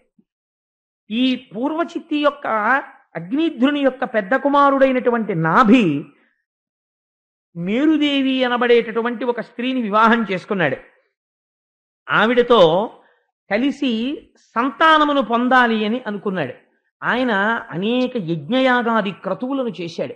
ఆశ్చర్యం ఏమిటంటే తపస్సు చేసి కొడుకుని పొందాడు అగ్నిధ్రుడు, యజ్ఞము చేసి కొడుకుని పొందాడు నాభి. చిన్న తేడా ఉంది. నేను మీకు మొన్నటి రోజున ఒక మాట చెప్పాను. విష్ణు సహస్రంలో ఒక మాట ఉన్నది. యజ్ఞభృత్యజ్ఞకృత్యజ్ఞీ యజ్ఞభుక్యజ్ఞ సాధన యజ్ఞాంతకృత్యజ్ఞగుహ్యం అన్నమన్నాదయేవచ యజ్ఞో యజ్ఞపతిర్యజ్వా యజ్ఞాంగో యజ్ఞవాహన అని. యజ్ఞం అంటే నారాయణుడే. యజ్ఞం ఏం చేస్తుంది? నారాయణుని యొక్క అనుగ్రహాన్ని మీకు తీసుకొస్తుంది. యజ్ఞము ఎలా చెయ్యాలో అలా చెయ్యాలి, దోషం లేకుండా చేస్తే తప్పకుండా నారాయణానుగ్రహాన్ని పొందుతారు. నారాయణానుగ్రహాన్ని పొందితే ఏమవుతుంది అంటే, మీ ఇంట్లో ఫ్యాన్లు బిగించేసుకున్నారు, కొత్త ఫ్లాట్లో లైట్లు బిగించేసుకున్నారు, ఎగ్జాస్ట్ ఫ్యాన్ బిగించేసుకున్నారు, బెడ్ ల్యాంపులు బిగించేసుకున్నారు, అన్నీ బిగించేసుకున్నారు, కానీ ఇంటికి ఇంకా కరెంట్ కనెక్షన్ ఇవ్వలేదు. ఇప్పుడు ఇవి ఏమైనా పనిచేస్తాయా? ఏ రోజు దేనికోసం చూడాలి? ఏమంటే ఆ ట్రాన్స్కో వాళ్ళు నాకు కనెక్షన్ ఇస్తే బాగుండండి, కనెక్షన్ ఇస్తే బాగుండండి అనాలి. వాడు ఆ మెయిన్ వైర్ నుంచి వేళ్లాడుతున్న వైర్ తీసుకెళ్ళి ట్రాన్స్ఫార్మర్ నుంచి తీసుకొచ్చి కనెక్షన్ ఇచ్చాడు. అన్నీ తిరిగేశాడు. శ్రీమన్నారాయణుడు అంతే అంతే. ఈ జగత్తుకంతటికి సృష్టికర్త, స్థితికర్త, ప్రళయకర్త అన్నీ ఆయనే. అటువంటి బ్రహ్మము ఏది ఇవ్వలేదు? ఒకడికి మోక్షం ఇస్తుంది, ఒకడికి కొడుకునిస్తుంది, ఒకడికి కూతురునిస్తుంది, ఒకడికి గోవునిస్తుంది, ఒకడికి తానే పుట్టి పరిపాలన చేస్తాడు పృథు మహారాజు గారి లాగా. కాబట్టి ఇప్పుడు ఆయన ఏమి ఇవ్వగలడు? ఏమైనా ఇవ్వగలడు. కాబట్టి ఇప్పుడు ఆయన యొక్క అనుగ్రహాన్ని పొందాలి. ఏం చెయ్యాలి? యజ్ఞము చెయ్యాలి. కాబట్టి ఈయన ఏం చేశాడు? కొడుకు కోసం యజ్ఞం చేశాడు. యజ్ఞం చేస్తే ఆ యజ్ఞమునకు ప్రీతి చెందాడు భగవానుడు. ఈయనకి వచ్చినటువంటి రాజ్యము పేరు అజనాభము అని పిలిచారు. నాభి పరిపాలించాడు కాబట్టి. ఈయన చేసినటువంటి యజ్ఞమునకు సంతసించి శ్రీ మహావిష్ణువు ప్రత్యక్షమయ్యారు. ప్రత్యక్షమైతే ఒక ఆశ్చర్యకరమైనటువంటి సంఘటన జరిగింది. అక్కడ యజ్ఞం చేయిస్తున్నటువంటి వాళ్ళని ఋత్విక్కులు అంటారు. వీళ్ళందరూ లేచి నిలబడ్డారు శ్రీమన్నారాయణ దర్శనం కలగగానే. నాభి కూడా లేచి నిలబడ్డాడు. నిలబడి ఒక మాట అన్నాడు. స్వామి, నువ్వు పరాత్పరుడవు, నీకు ఆది అంతము రెండూ లేవు, సృష్టి స్థితి లయ మూడింటిని చేసేవాడివి నువ్వే.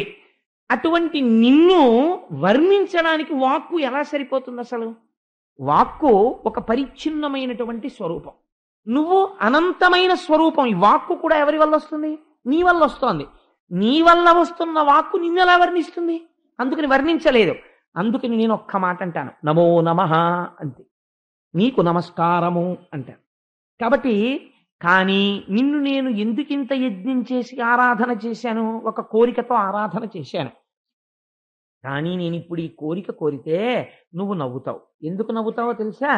ఒక మహాధనికుడైనటువంటి వాడి యొక్క దర్శనాన్ని అపేక్షించి ఒక వ్యక్తి కొన్ని రోజుల పాటు తిరిగాడు. అయ్యా ఒక్కసారి జమీందార్ గారిని కలుసుకోవాలండి, జమీందార్ గారిని కలుసుకోవాలండి అని.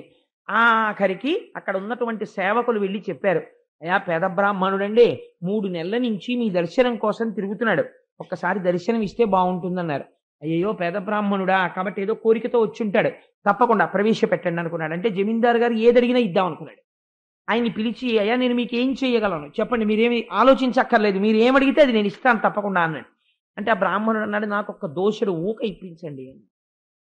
జమీందారు గారు ఆశ్చర్యపోయి ఆయనకు దోషుడు ఊక ఇవ్వండి, వాడు ఊకట్టు పోయాడు. ఏమైంది దీనివల్ల అంటే ఆ బ్రాహ్మణుడు ఉన్నప్పుడు ఏమని పిలవాలి, మూర్ఖుడు అని పిలవాలి. 3 నెలలు తిరిగి జమీందారు గారి దర్శనం చేసుకుని దోషుడు ఊకడగడం ఏమిటండి? ఇంత కష్టపడి యజ్ఞం చేసి శ్రీమన్నారాయణుడు ప్రత్యక్షం అడిగితే మోక్షం అడగడం మానేసి నాకు కొడుకునియ్యే నిన్ను నేను అడిగితే ఒక ధనికుణ్ణి ఊక అడిగినటువంటి బిచ్చగాడితోనే సమానం కాదు, అయినా నేను అదే అడుగుతాను. అంటే మీకేమర్థమైంది? గృహస్థాశ్రమం పట్ల నాభికి ఉన్న గౌరవం అటువంటిది. తను ఒక కొడుకుని కంటే తప్ప పితృరుణం నుంచి తాను విముక్తుడు కాడు, కానీ ఆ కొడుకు తనని ఉద్ధరించేటటువంటి కొడుకు కావాలి. అందుకని ఇంకా ఆ విషయంలో సందేహం లేకుండా ఉండాలంటే ఈశ్వరుడి దగ్గర చమత్కారం ఉంటుంది. నాకు మంచి ఉత్తముడైన కొడుకుని ప్రసాదించు అన్నారనుకోండి. ఓసారి మృకండ మహర్షి అడిగారు అలాగా, అల్పాయుర్దాయం ఉన్న ఉత్తముడు కావాలా, దీర్ఘాయుర్దాయం ఉన్న మహాపాపి కావాలా అన్నాడు. ఎందుకు వచ్చిన గొడవ? అందుకు నేను తెలివైన పని చేశాడు నాభి. ఈయనన్నాడు, ఈశ్వరా నీకు ఒక లక్షణం ఉన్నది, యజ్ఞమునకు లొంగి నువ్వు కనబడ్డావని నేను అనుకోవట్లేదు, యజ్ఞమునకు ప్రీతి చెంది. ఆ మాట నేనంటే దోషం. ఎందుకో తెలుసా? నీ యందు ఒక గుణం ఉన్నది, పరమభక్తితో పరమ ప్రీతితో తెచ్చి ఒక నీటి చుక్క ఇలా పోస్తే నువ్వు లొంగిపోతావు, ఒక తులసి దళాన్ని తీసుకొచ్చి ఇలా అర్పిస్తే నువ్వు లొంగిపోతావు. నిజమే, వరాహ పురాణంలో ఈశ్వరుడు ప్రతిజ్ఞ చేశాడు, ఏకేన తులసి మాత్రదలేనాపి నరోత్తమ పూజయేద్భక్తి భావేనా సంరక్షామి ఇతి మత్పణః అన్నాడు. పరమభక్తితో ఒక్క తులసి దళాన్ని తెచ్చి నా పాదాల మీద ఎవరు వేస్తున్నారో వాళ్ళకి నేను లొంగుతున్నాను అన్నాడు ఆయన. అందుకని నువ్వు లొంగేటటువంటి స్వభావం ఉన్నవాడివి, భక్తికి వశుడవుతావు. అందుకని నువ్వు నాకు కటాక్షించడానికి కారణం నా యందు ఉన్నటువంటి భక్తిని నువ్వే ప్రచోదనం చేసి నాకు దర్శనమిచ్చి నన్ను ఉద్ధరించావు. ఇంతగా భక్తికి లొంగేవాడివి కాబట్టే నిన్ను కోరిక కోరుతున్నాను, నీలాంటి కొడుకునోణ్ణి నాకు ఇయ్యి అన్నాడు. అక్కడ ఉన్న ఋత్విక్కులు అన్నారు, ఈశ్వరుడు అలా ఇవ్వగలిగిన వాడే అని. మీరు ఒక మాట చూడండి, ఆశీర్వచనం చేస్తుంటారు. ఏదో పశ్చిమ దిక్కున ఉన్నటువంటి వరుణ ప్రసాదాత్ ఆయురారోగ్యైశ్వర్యాభివృద్ధిరస్తు అంటారు. అంటే పక్కన కూర్చున్న వాళ్ళు తథాస్తు అంటారు. ఎందుకండి వీళ్ళండం ఎందుకు? అన్న ఆయన అన్నాడు కదా, ఆశీర్వచనం చేశాడు కదా, వరుణుడి యొక్క అనుగ్రహము చేత నీకు ఏదో ధనధాన్య సమృద్ధి కలుగుగాక అన్నాడు. ఆల్ రైట్, సరిపోయింది, అక్కడతో ఆశీర్వచనం అయిపోయింది. ఆయన దగ్గర శిష్యరికం చేసేవాడు ఒక ఆయన కింద కూర్చుని తథాస్తు అంటుంటాడు. మన సత్యనారాయణ వ్రతంలో చూశారు కదా మీరు. దీనికి వెలిడిటీ ఎక్కడుంది? అలా ఎందుకంటారండి? పెద్ద ఆయన చేసిన ఆశీర్వచనం కన్నా ఈ పిల్లాడు కూర్చుని తథాస్తు అన్నది గొప్ప మాట. అలా ఎందుకు తథాస్తు అండం అంటే అదే రహస్యం. ఏమిటో తెలుసా అండి? ఈయన ఒక మాట అన్నాడు, ఇప్పుడు ఎవరివ్వాలి? వరుణుడు ఇవ్వాలి. వరుణుడు నీకట్లు ఇచ్చుగాక అని ఈయన అన్నాడు. ఈ ఆశీర్వచనం నిజమే. నువ్వు భక్తితో చేసి ఉంటే ఈశ్వరుడు అలా ఇచ్చి నీకు లొంగిపోయేవాడే. ఈయన చెప్పింది కరెక్టే, తథాస్తు ఈయన అంటాడు. అంటే ఏంటి? నీకేం అనుమానం అక్కర్లేదు, నువ్వు భక్తితో చేసి ఉంటే నీకు అనుగ్రహం వచ్చేస్తోంది. ఇప్పుడు ఇది ఎవరికి బైండింగ్? ఈశ్వరుడి మీదకి వెళ్ళి చుట్టుకుంటుంది. ఈయన తథాస్తు అన్నాడు అనుకోండి, ఇప్పుడు ఆయన తప్పుకున్నాడు అనుకోండి, బ్రాహ్మణ వాక్యాన్ని దాటాడు.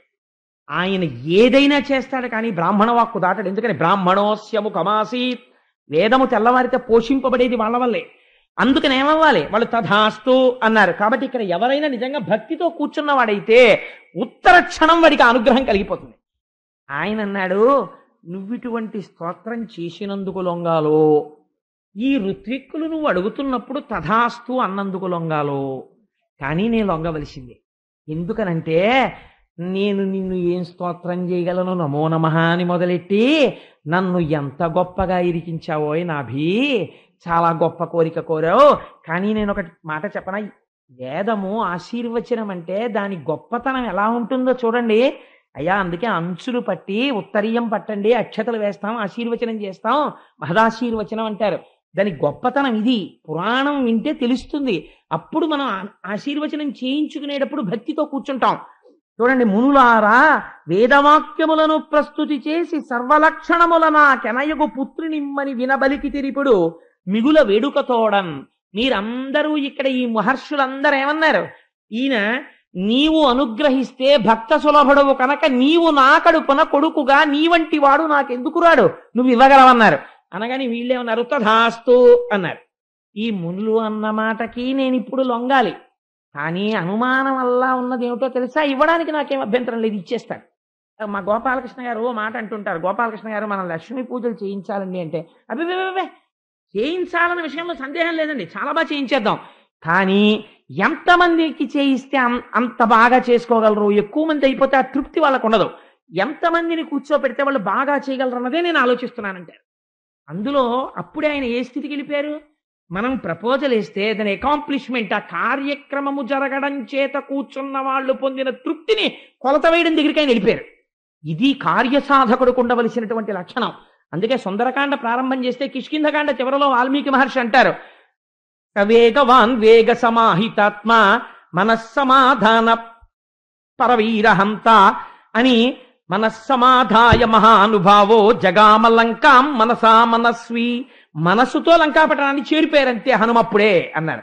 ఒక మాట చెప్తే ఆల్ రైట్ ఇలా వేసేద్దామండి, ఇవాళ సాయంకాలం కూర్చోబెట్టి ఎంతమంది పడతారో చూద్దాం అంటే అని నేను మధ్యాహ్నం చెప్తే సాయంకాలానికి 800 మంది పడతారు, బుధవారం నుంచి టోకెన్లు ఇచ్చేస్తాం, మీరేం తెచ్చుకోక్కర్లేదు, శనివారం నాడు లక్ష్మీ కళ్యాణం ఉంటుంది అని ఇప్పటి నుంచి ఉవ్విళ్ళు ఊరిపోయి అప్పుడే 800 లెక్క కట్టేసి టోకెన్లు ఇచ్చేసి సంతకాలు పెట్టించేసి, ఇది కార్యసాధకుడికి ఉండవలసిన లక్షణం. కాబట్టి ఇప్పుడు నువ్వు అడిగినట్టు నేను కోరిక తీర్చేస్తాను, కానీ నేను ఆలోచిస్తున్నది ఏమిటో తెలుసా? ఒకటే ఆలోచిస్తున్నాను, నాకాది లోకములలో నాకుం సరివచ్చునట్టి నందను ఎటునాలోకింపనులేరు, కావున నాకుం సరి నేన కామనమున ఎరుగుడి.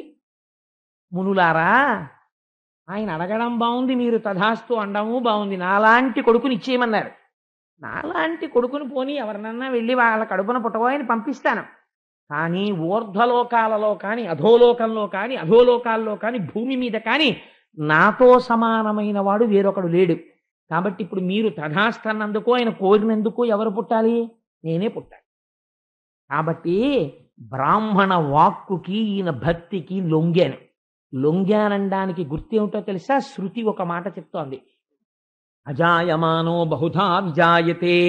ఆయనకి జన్మ లేదు, జన్మ ఎత్తవలసిన అవసరం ఆయనకి లేదు. ఆయన జ్యుతి, కాంతి అయి, జ్ఞానమై, భాషయై అంతటా ఉంటాడు.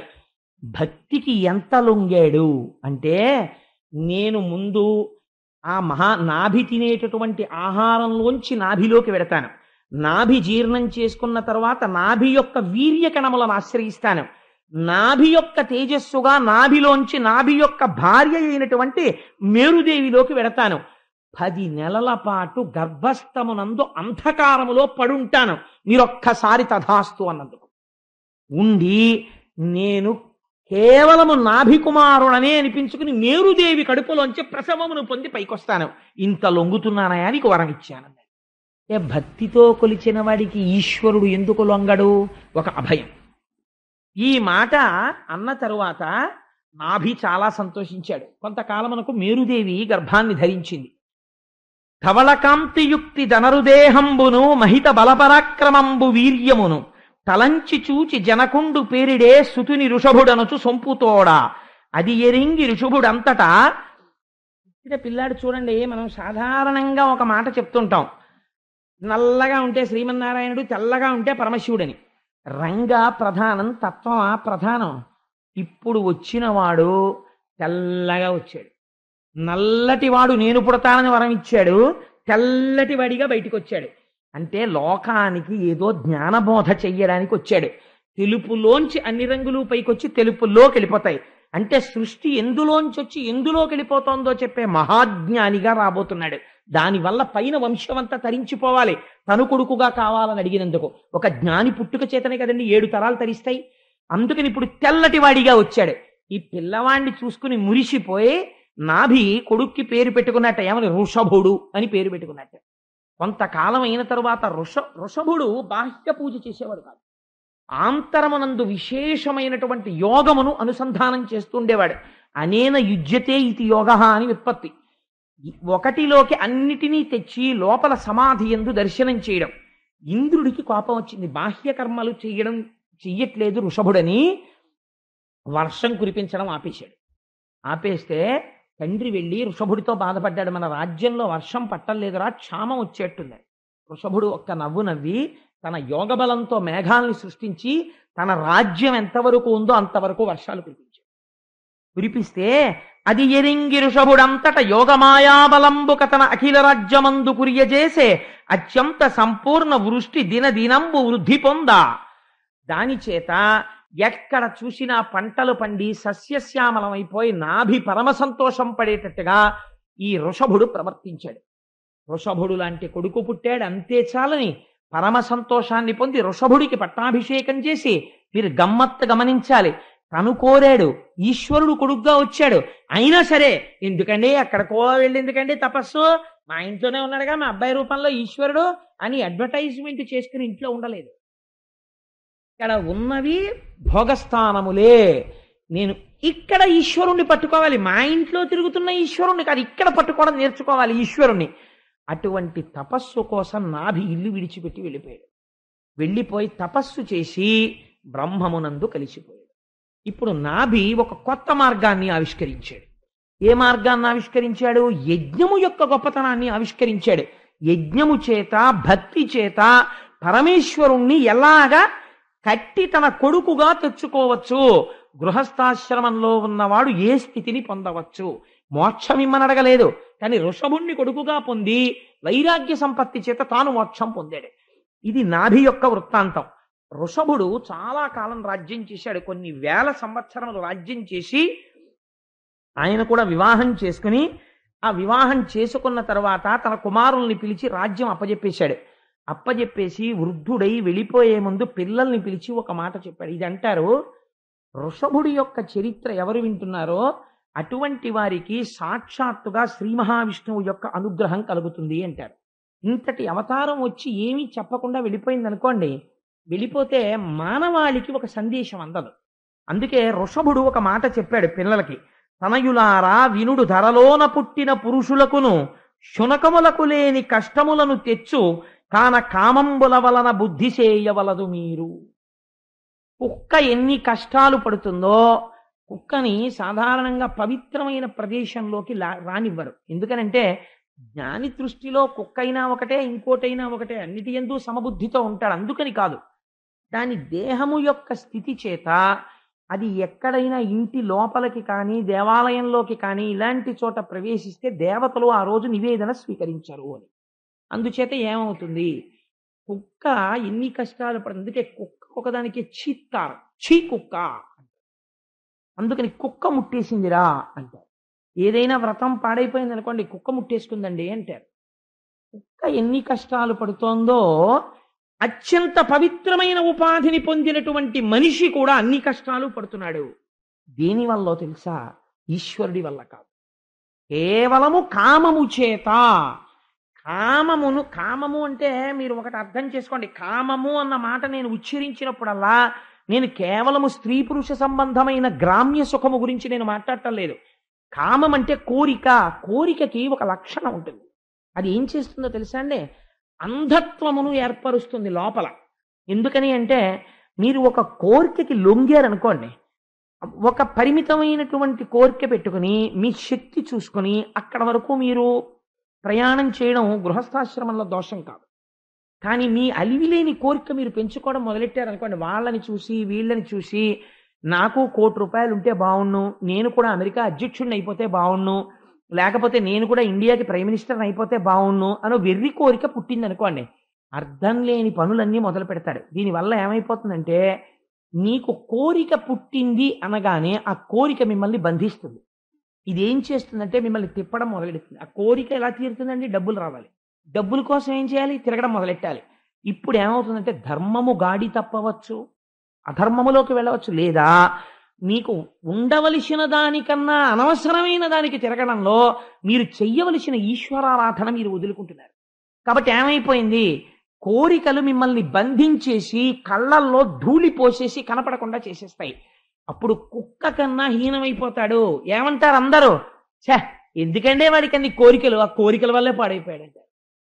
కాబట్టి కుక్కంత స్థాయికి ఎప్పుడు దిగజారిపోతావు, ఎప్పుడు ఛీ అనిపించుకుంటావు? కామన చేత. కామనని అదుపు చెయ్యి.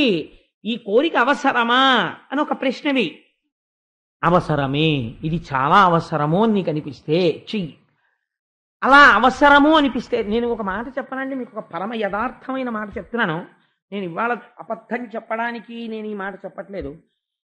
దేశంలో తీర్థయాత్ర చేయడం అన్నది కూడా ఒక స్థితి తరువాత అనవసరమైన పని అయిపోతుంది. శాస్త్రం అలాగే మాట్లాడింది. ఎందుకో తెలుసా అండి? చాలా బరువు అవుతుంది, చేయకూడదు. ఎందుకంటే ఒంట్లో ఓపిక ఉన్నప్పుడు మీరు యాత్ర చేయాలి. ఒంట్లో ఓపిక ఉన్నప్పుడు యాత్ర చేసినప్పుడు మీరు సమస్తము మనస్సు దేవాలయంలోకి వెళ్ళినప్పుడు పూర్ణంగా దాని మీదే పెట్టాలి. మీరు పునః ఇక్కడ దర్శనం ప్రారంభం చెయ్యాలి. ప్రారంభం చేస్తే మీరు ఇంటికి వచ్చి ఈజీ చైర్లో కూర్చున్నారనుకోండి, ఏదో ఒక దేవాలయాన్ని దర్శనం చెయ్యాలి అని మీకు అనిపించింది అనుకోండి, ఏదో ఒక క్షేత్రం, మీరు వెళ్ళిన ఒక క్షేత్రం మీకు జ్ఞాపకానికి వచ్చింది. మీరు ఆ క్షేత్రం మళ్ళీ వెడదామని అనిపించకూడదు. ఓపిక ఉన్నప్పుడు ఎన్ని మాటలైనా వెళ్ళచ్చు, నేను కాదంటలేదు. ఆర్థిక పరిపుష్టి ఉండి ఒంట్లో ఓపిక ఉంటే 1000 మాటలు వెళ్ళండి, తప్పులేదు. వృద్ధాప్యం వచ్చిన తర్వాత తినేయకూడదు పట్టుకుని, నన్ను అక్కడికి తీసుకెళ్ళి ఇక్కడికి. ఈ ఒంట్లో ఓపిక ఉన్నప్పుడు వెళ్ళడం మనిషావా, ఇప్పుడు తినేస్తావా అందరినీ, తప్పది. ఏమో ఏ కారణం చేతనో అయితే మినహాయింపు, కానీ నువ్వు వెళ్ళి వచ్చిన దాన్ని ఇక్కడ చూడగలగాలి. అదే మానస పూజ. ఒక చోట నువ్వు కూర్చుంటే నీ మనస్సు చేత నువ్వు ఏ ప్రాంతమునకైనా వెళ్ళిపోగలగాలి. నువ్వు ఏ గుడి చూసొచ్చు. అందుకే గుళ్ళోకి వెళితే ఒక నియమం చెప్తారు, ఏమిటో తెలుసా అండి? గుళ్ళోకి వెళ్ళి బయటకు వచ్చిన తర్వాత కాసేపు కూర్చోండి అంటే, కాసేపు కూర్చోండి అని ఎందుకంటారో తెలుసా అండి? నువ్వేం చూసావో అదోసారి చెక్ చేయి.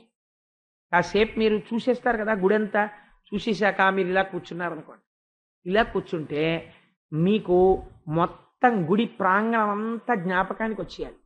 నేను అయ్యప్ప స్వామి గుడికి వెళ్ళాలి అని అనిపించింది అనుకోండి, ఒక్కసారి నేను దొరగారి కారులోంచి దిగి ఆ రోడ్లోంచి అలా నడిచొస్తుంటే అక్కడ సెక్యూరిటీ గార్డు కనపడి, అలా నేను కుడి పక్కకి తిరగగానే ఆ గట్టు దాటి లోపలికి వస్తే హనుమ చుట్టూ ప్రదక్షిణం, ఆ మూలకుండేటటువంటి సింధూరం డబ్బా, అక్కడ అద్దం, అక్కడ ఉన్నటువంటి బ్రహ్మచారి, ఆ ఎదురుగుండా ఉన్న పళ్ళెం, ఆయన నాకు పెట్టే పాదుకలు, అక్కడి నుంచి ఎదురుగుండా వెడితే ఉండే రామాలయం, దాని మీద ఉండేటటువంటి భగవద్గీత మూర్తి, అది దాటి వెళ్ళిన తర్వాత చట్ట, దాని మీద అరుగులోంచి దాటిన తర్వాత గడప దాటి వెడితే బల్ల వెనకాతల అతి సౌమ్యమైన ఆచార్యులు గారి వెనకాతల గదిలో సీతారామ లక్ష్మణులు, హనుమ, ఎర్రటి ముఖంతో గులాబీ రంగుతో సీతమ్మ, ఆవిడ కిరీటం, నిలబడినటువంటి అమ్మవారు, ఆవిడ కట్టుకున్నటువంటి చీర, అందంగా ఆచార్యులు గారు కట్టేటటువంటి ఆ వస్త్రాలంకారం, పక్కన రామచంద్రమూర్తి, ఆయన చేతిలో కోదండం, ఆయన అభయహస్తం, కాళ్ళ దగ్గర ఇలా కూర్చున్న ఆయన పంచ తగిలేట్టుగా కూర్చున్న హనుమ,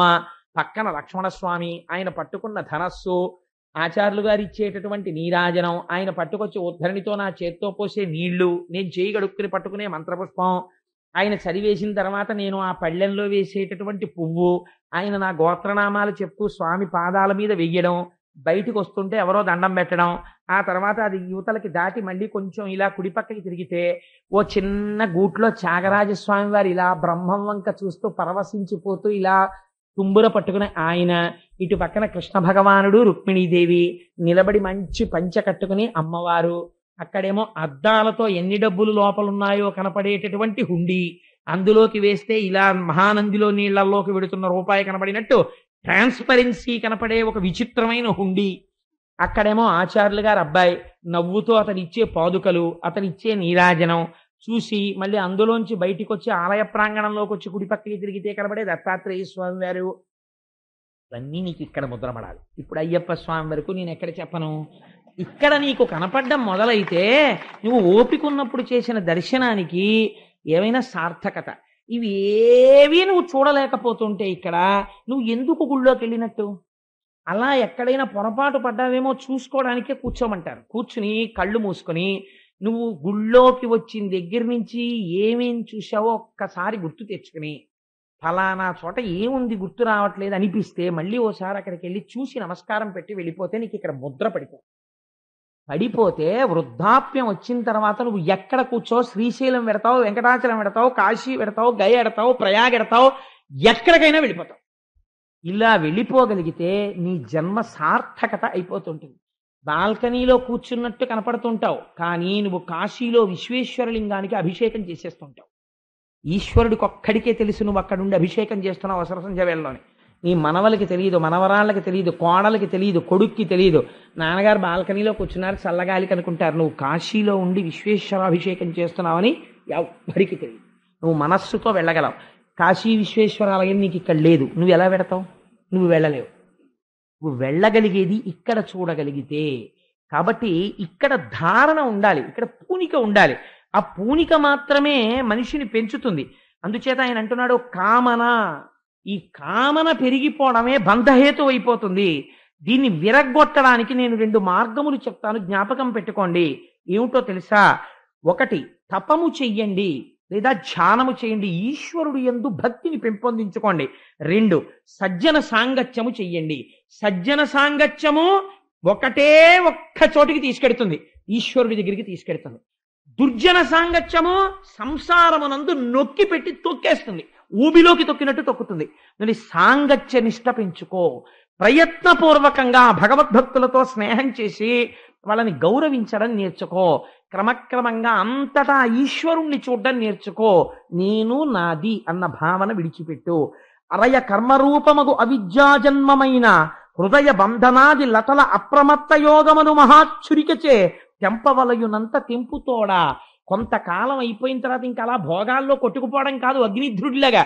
కొంతకాలం అయిపోయిన తర్వాత జ్ఞానం అనే కత్తి చేత్తో పట్టుకుని ఈ అభిమానాలనేటటువంటి లతల్ని ప్రయత్నపూర్వకంగా తెగకోసి ఈశ్వరుడితో అనుబంధం పెట్టుకుని మోక్షమును పొందు అని తన బిడ్డలకి చెప్పి, నేను బయలుదేరుతున్నాను, ఇంకా నేను దేనిని పొందాలో దాన్ని పొందడానికి బయలుదేరుతున్నాను, మీ అందరూ రాజ్యం సంతోషంగా చేసుకోండి అని చెప్పి మహానుభావుడు బయలుదేరాడు. అంతే. ఆ క్షణం ఈ గీత అంటే లేదా ఈ వాక్యములను కొడుకులతో చెప్పడానికి మాట్లాడి పూర్తి చేసినది ఏది ఉందో దాని తర్వాత ఇంకా వృషభుడు జీవితంలో మాట్లాడవలసిన అవసరం ఏది లేదు. ఇంకా మౌనమే, ఏమీ కోరిక లేదు. ఇది నేను కాదు, ఈ లోనున్నదేది ఈశ్వరుడు, ఇది ఆయన్ని చేరుకునే వరకు ఇది అంటిపెట్టుకుని ఉంటుందంతే. కాబట్టి ప్రారబ్ధమైపోయే వరకు దీనితో ఉంటాను. ఇది పడిపోతుంది ఒకనాడు, లోపలది తన స్థితిని తాను పొందేస్తుంది. అందుకని అప్పటి వరకు దీన్ని మోస్తాను. కూలికొచ్చిన వాడు బియ్యం బస్తాన్ని ఎలా పట్టుకొస్తాడో మహాజ్ఞాని శరీరాన్ని అలా మోస్తాడు. కూలివాడు ఎప్పుడెప్పుడు బస్తా పారేద్దామా అని చూస్తాడు. మహాజ్ఞాని శరీరాన్ని ప్రారంభం అయిపోతే ఎంత తొందరగా వదిలిపెట్టేద్దామా అని చూస్తాడు. అందుకని ఆయన ఏం చేశాట? మౌని అయి వృషభుడు సామాన్యమైన అందగాడు కాదండి, నారాయణాంశ. బ్రహ్మాండమైనటువంటి భుజనూపురములతో గోచి కూడా తీసేశాడు. తీసేసి దిగంబరుడై అంతఃపురంలోంచి బయటికి వెళ్ళిపోయాడు. అందుకే రామకృష్ణ పరమహంస అంటారు, నోటితో చెప్పడం కాదు, వైరాగ్య భావన కలిగిన నాడు ఎటువంటి స్థితిని పొందుతాడో చూడండి. ఆ అంతఃపురంలో సింహాసనం మీద కూర్చుని రాజ్య పరిపాలన చేసిన వృషభుడు ఇంతటి అందగాడు, అంతెత్తు మూర్తి, దిగంబరుడై మౌనంగా నిశ్శబ్దంగా చిరునవ్వుతో వెళ్ళిపోతుంటే మోహమును పొందారట చాలా మంది. ఆయన యొక్క రూపాన్ని చూసి ఏం అందగాడని. ఆయన మాత్రం మాట్లాడకుండా వెళ్ళిపోతున్నాడు. అలా వెళ్ళిపోతున్నాడు. ఎక్కడికి వెళ్ళిపోతున్నాడు ఆయనకే తెలియదు, వెళ్ళిపోతున్నాడు. కొంత దూరం వెళ్ళిపోయిన తర్వాత ఒళ్ళ స్నానం లేదు, ఒళ్ళంతా ధూళి పట్టేసింది. ధూళి చేత మిగుల ధూసరితంబైన జడలు కట్టికడు పింగళి వర్ణనమున కేశపాశమును వెలిగించుతూ ఇతరులెవరు తన్ను ఎరుగకుండా. కొంతకాలం అయిపోయేటప్పటికీ పూర్వం వృషభుణ్ణి చూసిన వారు చూసినా గుర్తుపట్టలేదు. ఒళ్ళంతా ఇంత మందాన మట్టి అట్ట కట్టేసింది. మెల్లిగా జుట్టు జడలు కట్టేసి ఎర్రటి రంగుతో జడలు వేళ్లాడుతున్నాయి. ఒక ఉన్మాది, ఒక భూతావేశం, ఒక పిశాచం పట్టినవాడు ఎలా వెళ్ళిపోతాడో అలా వెళ్ళిపోతున్నాడు. పిల్లలు రాళ్లు పెట్టి కొట్టారు, కొంతమంది పళ్ళు పెట్టి కొట్టారు, కొంతమంది ఆయన మీద మూత్ర విసర్జన చేశారు. పిచ్చివాడు అన్నారు, కర్రలు విసిరారు. ఆయన అందరి వంక చూసి ఒక చిరునవ్వు నవ్వేవాడు, మాట మాట్లాడేవాడు కాదు. అమాయకత్వం రా, లోపల ఉన్నటువంటి వాడు ఈశ్వరుడు, పైన దేహము, ఇది నేను కాదు, ఇది పడిపోయేంత వరకు ఇలా తిరుగుతాను అని వెళ్ళిపోతున్నాడు. వెళ్ళిపోయి చాలా కాలానికి అవధూత వేషమున ఇట్లవనిన్ మలినంబులైన అవయవములతో తవిలి జరించుచునుండెను భువి భూతాక్రాంతుడైన పురుషుని మాట్కిన్. భూతావేశం కలిగిన వాడు ఎలా తిరుగుతాడో అలా తిరుగుతున్నాడు. తిరుగుతూ కొంతకాలానికి ఎందుకు ఇంక తిరగడం, ఏదో చేతిలో పడితే తింటాం, దొరికితే తాగుతాం. ఏమవుతుంది? లేకపోతే దేహం పడిపోతుంది. ఈ దేహం నేను కాదు కదా, అది పడిపోతే వచ్చిన నష్టం ఏమిటి అని ఒక చిత్రమైన వ్రతం పట్టేట. ఏమిటో తెలుసా అండి? జనులకిట్లు యోగ సంచారమెల్లా విరుద్ధమనుచు ఆత్మ బుద్ధి చూచి అజగరంబు మాట్కి అవనిపై నుండే బీభత్స కర్మమునకు పాలుపడుచు. బీభత్స కర్మ అన్నారు పోతన గారు. ఎవరు చేయలేరయ్యా ఈ పని. అజగర వ్రతం చేశాడండి. అజగరం అంటే ఏమిటో తెలుసా? కొండ చిలవ, పెద్ద పాము. అజగరం అంటే కొండ చిలవ ఎలా భూమి మీద పడిపోయి ఉండిపోతుందో అలా ఒక చోట భూమి మీద పడిపోయి ఉండిపోయాడు. ఇప్పుడు ఏమిటి? కదలడు. అలా నవ్వుతూ పడుంటాడు. ఎవరో తీసుకొచ్చి పాపం రాళ్ళేసి కొట్టేవారు, తిట్టేవారు, పుడిచేవారు. లేచేవాడు కాదు, నవ్వేవాడు. ఎవరో తీసుకొచ్చి పాపం అయ్యో ఏమిటో అలా పడిపోయాడు, పోన్లేండి ఎవరి జోలికి వచ్చాడు, ఏం చేశాడు అని ఓ అరటిపండు ఇట్టేవారు, తినేవాడు. అక్కడే మల విసర్జన చేసేవాడు, అక్కడే మూత్ర విసర్జన చేసేవాడు, అందులోనే పొర్లుతూ ఉండేవాడు. ఈయన మల విసర్జన చేస్తే అందులోంచి 10 యోజనముల దూరము సుగంధము వ్యాప్తి చెందుతుండేది. అటువంటి యోగాన్ని పొందేశాడు. ఇంత యోగాన్ని పొందేస్తే, ఇంత ఆత్మస్థితిగతుడైపోతే సిద్ధులన్నీ వచ్చేసాయి. వచ్చేసి అయ్యా నువ్వు పొందినటువంటి యోగ శక్తికి సిద్ధులన్నీ మేము నిన్ను వరిస్తున్నాం, స్వీకరించమన్నాయి. ఇప్పుడు ఆకాశ గమనంతో సహా దూరశ్రవణము, పరకాయ ప్రవేశము అన్నీ ఆయన దగ్గరికి వచ్చి ఆయన అన్నాడు, నాకెందుకు ఇవన్నీ, నేను ఆత్మని, నేను ఆత్మలో కలిసిపోతాను, నాకు ఈ సిద్ధులు అక్కర్లేదని సిద్ధుల్ని వెళ్ళిపోమ్మన్నాడు. వెళ్ళిపోమ్మని అలా పడుండేవాడు భూమి మీద. అలా చాలా కాలం పడుండి ఒకనాడు దక్షిణ కర్ణాటక రాష్ట్రమునందున్నటువంటి అరణ్యమునందు నడుస్తున్నాడు. నడుస్తుంటే అక్కడ ఉన్నటువంటి చెట్లు ఒకదానితో ఒకటి రాపాడి అగ్నిహోత్రము బయలుదేరి పెద్ద పెద్ద అగ్నిజ్వాలలు వస్తున్నాయి. వాటి వంక చూస్తూ నవ్వుతూ నిలబడ్డాడు. ఎందువల్ల? ఏమవుతుంది అంటుకుంటే, నేను కాని శరీరము పడిపోతుంది. అలా ఉండడం అంత తేలిక కాదండి అది. మనం అందుకే అన్నారు, వృషభుడి కథ ఒక అసుర సంధ్య వేళలో ఎవరు వింటున్నారో వాళ్ళకి సమస్త కామితార్థములను ఇచ్చేస్తున్నాం అన్నారు. ఎందుకంటే ఆయన అటువంటి బీభత్సవ్రతం చేశాడు.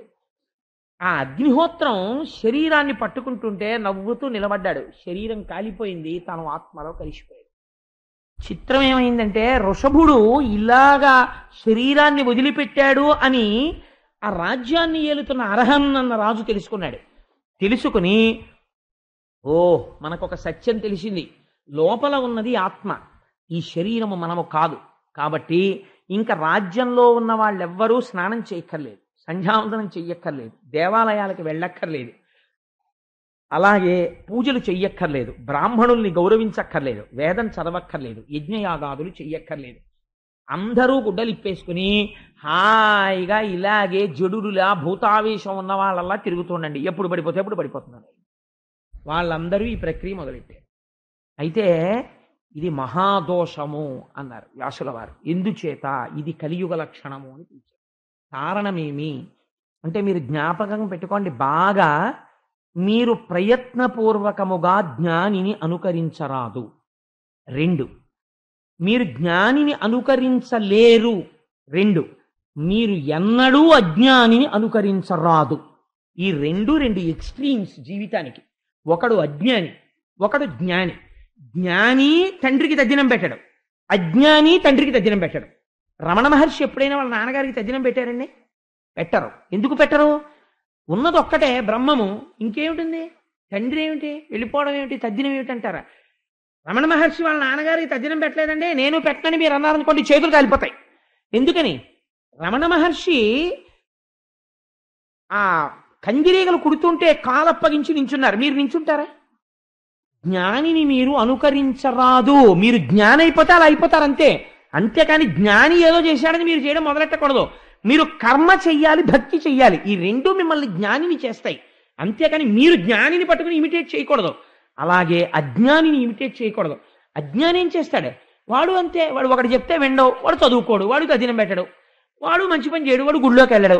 వాడు చేయట్లేదండి నేను చేయనంటే వాడు నాశనం అయిపోతాడు, నువ్వు నాశనం అయిపోతావు. అందుకని జీవితమునందు బాగా గుర్తుపెట్టుకోవలసినది ఏది? అజ్ఞానిని అనుకరించరాదు, మహాజ్ఞానిని అనుకరించు ప్రయత్నము కూడదు. కానీ మహాజ్ఞానిని గౌరవించి వారి బోధలు విని అటువంటి స్థితిని పొందడానికి భక్తితో కూడిన కర్మాచరణము చెయ్యాలి. ఇది వైరాగ్యం ఇచ్చి నిన్నొక నాటికి జ్ఞానిగా నిలబెట్టవచ్చు అంతే. ఇక్కడ కొంతమంది పొరపడుతుంటారు.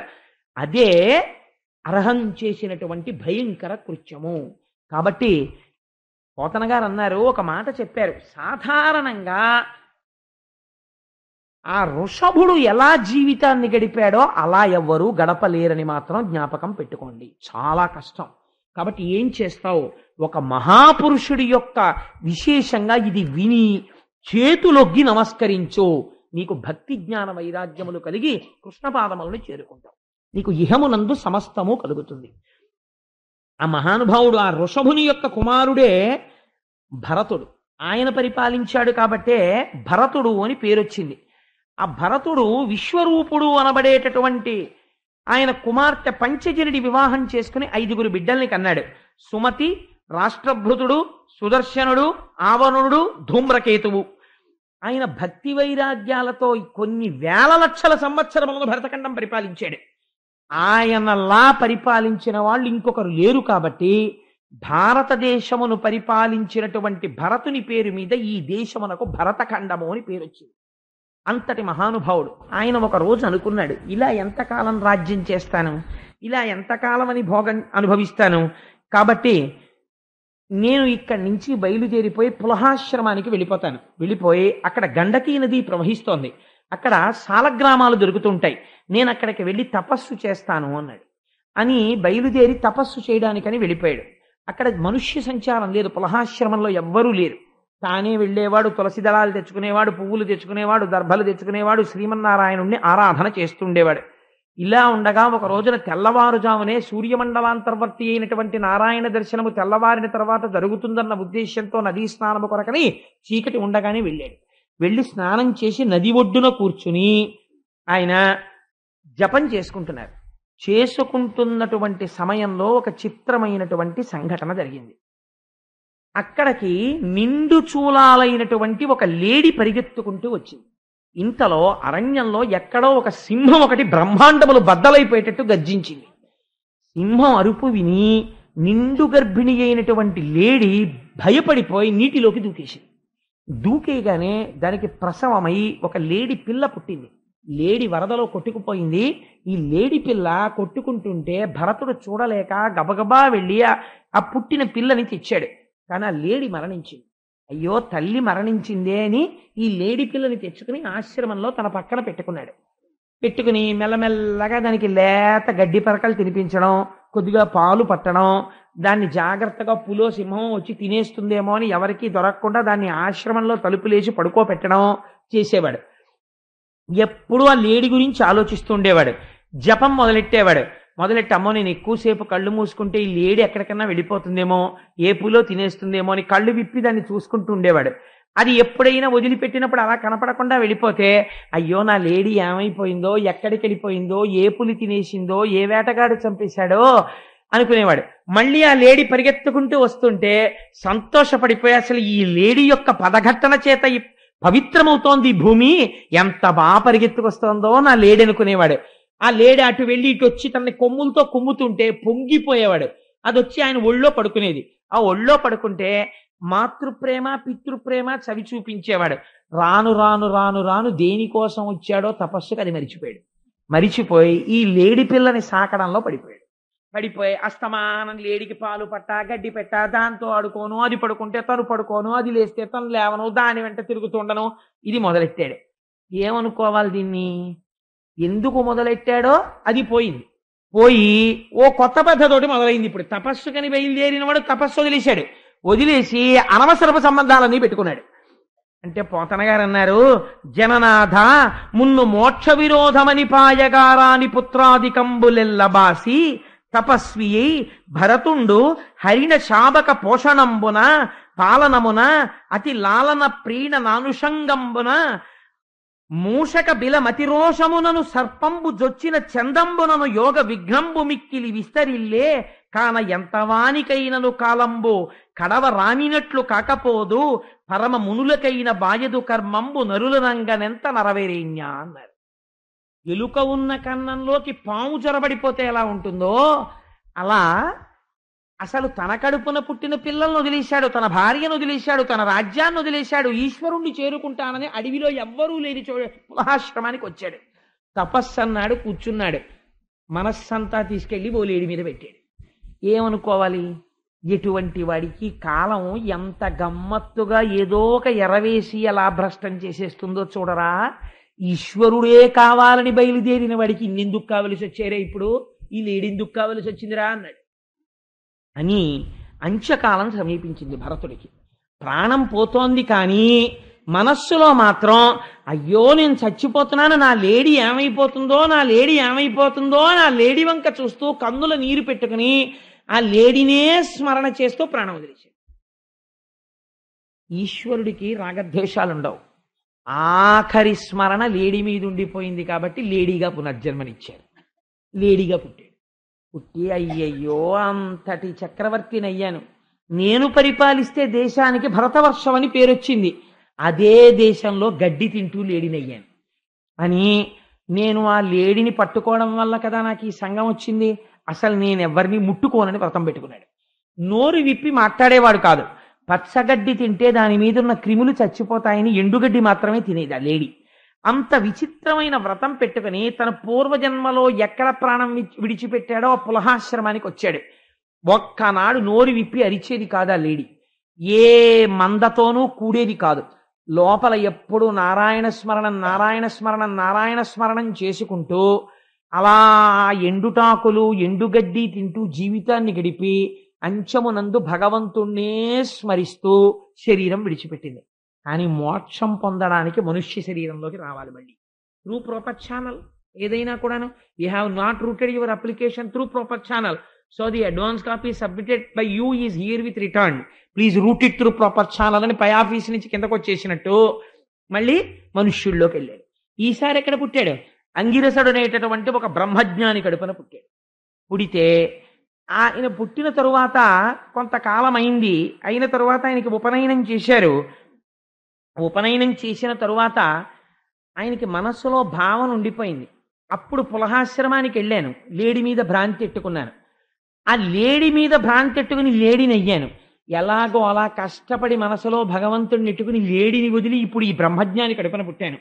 ఇప్పుడు కానీ నాకు ఉపనయనం చేసిన తర్వాత గాయత్రి చేయడం, ఈయన చెప్పిన మంత్రాలన్నీ నేర్చుకుంటే, ఒరే వెళ్ళి ఉపనయనం చేసిరా, ఒరే వెళ్ళి ఉపనయనం లేకపోతే వివాహం చేసిరా అని, నాకు వివాహం చేస్తానని, నాకు పెళ్లి చేసి నన్ను సంసారంలో పెడితే రేపు పొద్దున్న నాకు పిల్లలు పుడితే మళ్ళీ భ్రష్టుడిని అయిపోయి మళ్ళీ ఎడుజారిపోతాను. ఒక లేడీని ప్రేమించినందుకే ఇంత అల్లరొచ్చింది. అందుకని తస్మాత్ జాగ్రత్త జాగ్రత్త. అందుకని నేను ఎవరో ఎవరికీ తెలియకుండా ఉంటాను. అసలు నాకు పిల్లనిచ్చేవాడు ఎవడుంటాడు, నేను ఎర్రెళ్ళే ఉంటాను, అందున అలా ఉంటానని తండ్రి గారు ఒరే సంధ్యావందనం చేసేటప్పుడు నాన్న ఆచమన చకాల సంకీర్తనం మరిచిపోయిన వాళ్ళ ముందు అర్ఘ్యం ఇచ్చేసి తర్వాత దేశకాల సంకీర్తనం మొదలెట్టేవాడు. ఒరే ముందు ఈ క్రతువు చేసి ఇది చేయరా అంటే ముందు మంత్రపుష్పం చదివి తర్వాత అర్ఘ్యం పాద్యం మొదలెట్టేవాడు. అదేమిట్రా ముందు మంత్రపుష్పం ఏమిట్రా, ముందు అర్ఘ్యం పాద్యం అవన్నీ ఉపచారాలన్నీ అయిపోయిన తర్వాత నీరాజనం అయిపోయిన తర్వాత మంత్రపుష్పం రా అంటే మర్చిపోయానో వెరినవ్వు నవ్వేవాడు. ఏమీ మర్చిపోలేదు, అన్నీ తెలుసు. ఈశ్వరుడు లోపల ఉన్నాడని తెలుసు, ఆత్మ సంగతి తెలుసు, అన్నీ తెలుసు. ఒంటి మీద ఇంత మందాన మట్టి పట్టి ఓ యజ్ఞోపవీతం ఒకటి తండ్రి వేసింది ఉండేది. మంచి దృఢకాయుడు, పుట్టుకతోటి దృఢకాయుడై అలా కూర్చుని ఉండేవాడు. వెర్రివాళ్ళే, ఏమీ మాట్లాడేవాడు కాదు. ఇంతలో ఆయన దురదృష్టవశాత్తు తండ్రి మరణించాడు. తల్లిగారు సహగమనం చేసేసింది. సమతి బిడ్డలైనటువంటి అన్నదమ్ములు ఏం చేశారు? తల్లిదండ్రుతోడ తగనగ్ని జొచ్చిన అతని మహిమలిరుగ కంతలోన సవతి తల్లి కొడుకులు వినీతులగుచును శాస్త్ర విద్యలతని చదువనీక. తండ్రి గారైతే దగ్గర కూర్చోబెట్టుకుని ఏదో నేర్పే ప్రయత్నం చేసేవాడు. సమతి బిడ్డలు అన్నారు, వీడికి ఏం వచ్చు, వీడి బుర్రా, నాన్నగారు చెప్తేనే వీడికి రాలేదు, వీడికి శాస్త్రం ఏమిటి, వీడికి అవేం అక్కర్లేదు, వీడిని గొడ్ల సావిడి దగ్గర కూర్చోపెట్టండి, పొలానికి పంపించండి, వీడు ఆ పనులన్నీ చేస్తుంటాడని వీరే పేడెత్తరా అనేవాడు. పేడెత్తేవాడు. వచ్చేవాడు. ఒక్కొక్క రోజున వాళ్ళు కాస్త మధుర పదార్థం తింటూ ఈయనకి కూడా ఓ పెంపుడు జంతువుకి పెట్టినట్టు పెట్టేవారు. పెడితే మధురాన్నం కింద తినేసేవాడు. ఒక్కొక్క రోజున వాడికి పెట్టేది ఏమిటని చెప్పి పాసిపోయిన అన్నం ఇంతుంటే దుర్గంధ భూయిష్టమైపోయినటువంటి పాసిపోయిన అన్నం తెచ్చి అక్కడ పెట్టి ఊరే తినేరానివారు. ఎలాగో ఏమి తెలియదు తినేస్తాడు. అంటే ఆయన మధురాతి మధురమైన అన్నాన్ని ఎలా తింటారో అలా తిని నవ్వేవాడు తప్ప అతుల మృష్ణాన్నమైన శుష్కాన్నమైన ఎద్దిపెట్టిన జిహ్వకు హితముగాని తలచి భక్షించు నా కొండు తలచి మిగుల ప్రీతి చేయడు రుచులందు పెంపుతోడా తప్ప అదేంటి నాకు పాసిపోయిన అన్నం పెట్టారు, నేను కాయ కష్టం చేసేవాడిని, నాకు ఇలా పెట్టడమా అని తిరగబడి అడిగేవాడు కాదు. మౌనంతో ఏది పెడితే అదే తినేసేవాడు. సర్వం బ్రహ్మమయం జగత్ అని ఆ బ్రహ్మమునందు మనసు కుదుర్చుకుని ఉండిపోయాడు. అలా ఉండిపోతే ఓ రోజున అన్నదమ్ములు అన్నారు, ఒరే నువ్వు పొలానికి వెళ్ళి ఆ పొలం మీద అక్కడ మంచె ఉంటుంది, ఆ మంచె మీద కూర్చొని పంటని కాపలా కాయరా అన్నారు. ఆయన మంచెక్కి వీరాసనం వేసుకున్నాడు. వీరాసనం అంటే ఓ ఆసనం మీద కూర్చుని ఎడమ పాదాన్ని తీసి కుడి తొడ మీద పెట్టుకుంటారు. పెట్టుకుని ఎడమ మోచెయ్యి తీసి ఇలా ఎడమ మోకాల మీద ఆంచి ఈ చేతి మీదకి గడ్డాన్ని ఆంచుకుని కూర్చుంటే దాన్ని వీరాసనం అని పిలుస్తారు. వీరాసనే సుస్థితం అని రామచంద్రమూర్తి కూర్చుంటుంటారు. అలా వీరాసనం వేసి కూర్చున్నాడు. ఎందుకు అలా కూర్చున్నాడు? కాపలా కాసేవాడు అలా కూర్చోడు వీరాసనాలు వేసుకుని. అంటే ఈయన అలా కూర్చుని అంతటా బ్రహ్మమునే చూస్తున్నాడు తప్ప ఆయనకు అసలు లోకమునందు వేరు కనపట్టలేదు. ఇప్పుడు ఆయన దగ్గరికి ఎవడైనా వచ్చి శూలం పెట్టి పొడి చేశాడు అనుకోండి, ఆయనకి బ్రహ్మమే కనపడుతుంది. ఆ స్థితిలో ఉన్నాడు వీరాసనం వేసుకొని. ఈ స్థితిలో ఉండగా లోకమునందు కొంతమంది చిత్ర విచిత్రమైన ప్రవృత్తులు ఉన్న వాళ్ళు ఉంటారు. ఓ పిల్లలు లేనటువంటి వ్యక్తి ఏదో కాళికాదేవికి మంచి అవయవహీనత్వం లేని వాడిని బలిస్తే పిల్లలు పుడతారనుకుని బ్రహ్మజ్ఞానుల జోలికెడితే లేనిపోని ప్రమాదాలు వస్తాయి. వీడెవరో బాగానే ఉన్నాడు, వీడిని తీసుకుపోదాను రండి, వీడు మాట కూడా మాట్లాడటం లేదు, ఎదురు తిరిగని వెళ్ళి తాళ్ళేసి కడుతున్నారు. చక్కగా కట్టించేసుకున్నాడు. పదన్నారు, వెళ్ళిపోయిన తర్వాత ఆలయానికి తీసుకెళ్లారు. ఏదో పెట్టారు, తినేశాడు. తీసుకొచ్చి ఇలా ఒంగు నిందు నరికేస్తా ఉన్నారు. ఒంగాడు. కత్తి ఎందు బ్రహ్మం, నరికేసే వాళ్ళ ఎందు బ్రహ్మం, కాళికాదేవి ఎందు బ్రహ్మం, అంతటా బ్రహ్మమని చూసి తల వంచాడు. వెంటనే కాళికాదేవి విగ్రహంలోంచి అమ్మవారు బయటకు వచ్చింది. ఆయన బ్రహ్మజ్ఞాని మహానుభావుడు, అంతటా ఈశ్వర దర్శనము చేస్తున్నవాడు. ఆయన మీదరా కత్తెత్తుతారు మీరు అని కత్తి తీసి ఆ వచ్చిన వారి శిరస్సులన్నీ నరికేసి ఆవిడ తాండవం చేసింది. ఆయన మాత్రం సంతోషంగా చూసి నవ్వుతూ స్తోత్రం చేయలేదు. బ్రహ్మమే అనుకుని ఓ నమస్కారం పెట్టుకుని మళ్ళీ తిరిగి వచ్చేస్తున్నాడు. ఎంతటి స్థితిని పొందేశాడో చూడండి. వచ్చేస్తుంటే సింధు దేశపు రాజు ఒకడు ఉన్నాడు. ఆయన పేరు రహుగణుడు. ఆయన ఇక్షుమతీ నదీ తీరంలో ఉన్న కపిల మహర్షి దగ్గర తత్వోపదేశం పొందుదామని ఒక పల్లకీలో వెళ్ళిపోతున్నాడు. లోపల అహంకారం ఏం వదిలిపెట్టలేదు, కానీ తత్వోపదేశం కోసమని పెడుతున్నాడు. అందుకని బోయిలు మోస్తున్నారు. ఏం దగ్గర దాపా పూర్వం పాపం అలా మోసి పట్టుకుపోతుండేవారు. పట్టుకుపోతుంటే ఒక బోయికి ఏదో అలసట వచ్చింది, వాడికి జ్వరం వచ్చింది. అయ్యా నేను ఇంకా లేచి మొయ్యలేనండి, స్పృహ తప్ప కింద పడిపోతానని అవసరంగానన్నాడు. అంటే సరే వాడిని అక్కడ వదిలేశారు. 4వ బోయి లేకపోతే పల్లకి ఎలా నడుస్తుంది? అందుకని ఒక బోయి కోసం చూస్తుంటే ఈయన బుర్ర ఉంచుకుని వచ్చేస్తున్నాడు. ఒరే ఈయన ఎవరో బాగున్నాడు రా, మంచి దృఢకాయుడై ఉన్నాడు, ఈయన్ని తీసుకురండి పల్లకి మోస్తాడన్నారు. బాగా పొడుగైన వాడు పల్లకి పట్టుకుంటే ఓ ప్రమాదం ఉంటుందండి, ఓ ఇబ్బంది ఉంటుంది. ఏమిటో తెలుసా? నేను ఎప్పుడైనా ఈశ్వరుడి పల్లకి పట్టుకున్నాను అనుకోండి, నా వెనక వాళ్ళు కంప్లైంట్ చేస్తారు, ఏమన్నా పల్లకి తేలిపోతుందని. ఎందుకనంటే పొడుగ్గా ఉన్నవాడు పట్టుకుంటే బరువు అంతా ఆయన భుజం మీదకి వెళ్ళిపోయి వెనక వాళ్ళకి తేలికైపోతుంది. అందుకని ఈక్వల్గా రెస్ట్ అవ్వవు అవి. అందుకని అదేంటి ఈయన అది పట్టుకుని వెళ్ళిపోతున్నాడు, కానీ అంతటా బ్రహ్మమును చూస్తున్నాడు. ఆనందపడిపోవడంలో ఒక్కొక్కసారి ఆ ఈశ్వర తేజస్సు జ్ఞాపకానికి వచ్చి ఆ బ్రహ్మమును అనుభవించేవాడు ఎందులో అనుభవిస్తాడో మీకు తెలియదు. ఓ చిలక పలికింది అనుకోండి, ఆహా ఈశ్వర రూపంలో ఉన్నటువంటి ఆ చిలక ఇన్ని వర్ణములతో ఈశ్వరుడు ఉన్నాడు, అది బ్రహ్మము పలుకుతోందని ఆనందపడిపోయి ఓ గెంతుకు ఎత్తుతాడు ఆనందంతో.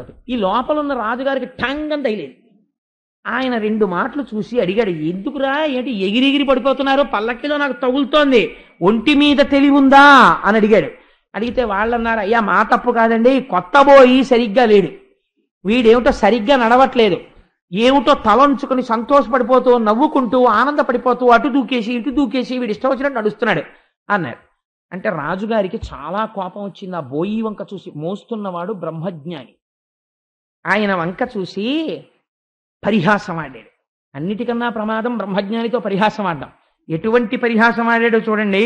అతుల మృష్ణాన్నమైన శుష్కాన్నమైన తిని బయలుదేరితే అలసితి వెంతయున్ ముసలివాకట డస్సితి మేను మిక్కిలి పలచన ఉన్నది శిబిక భారము దూరము మొసితే గతిన్ నిలిచెద వెంచు భూవరుడు నిష్ఠురతన్ వినపల్కనాయడన్ పలుకక మోసనా శిబిక బ్రాహ్మణ వర్యుండు పార్థివేశ్వర.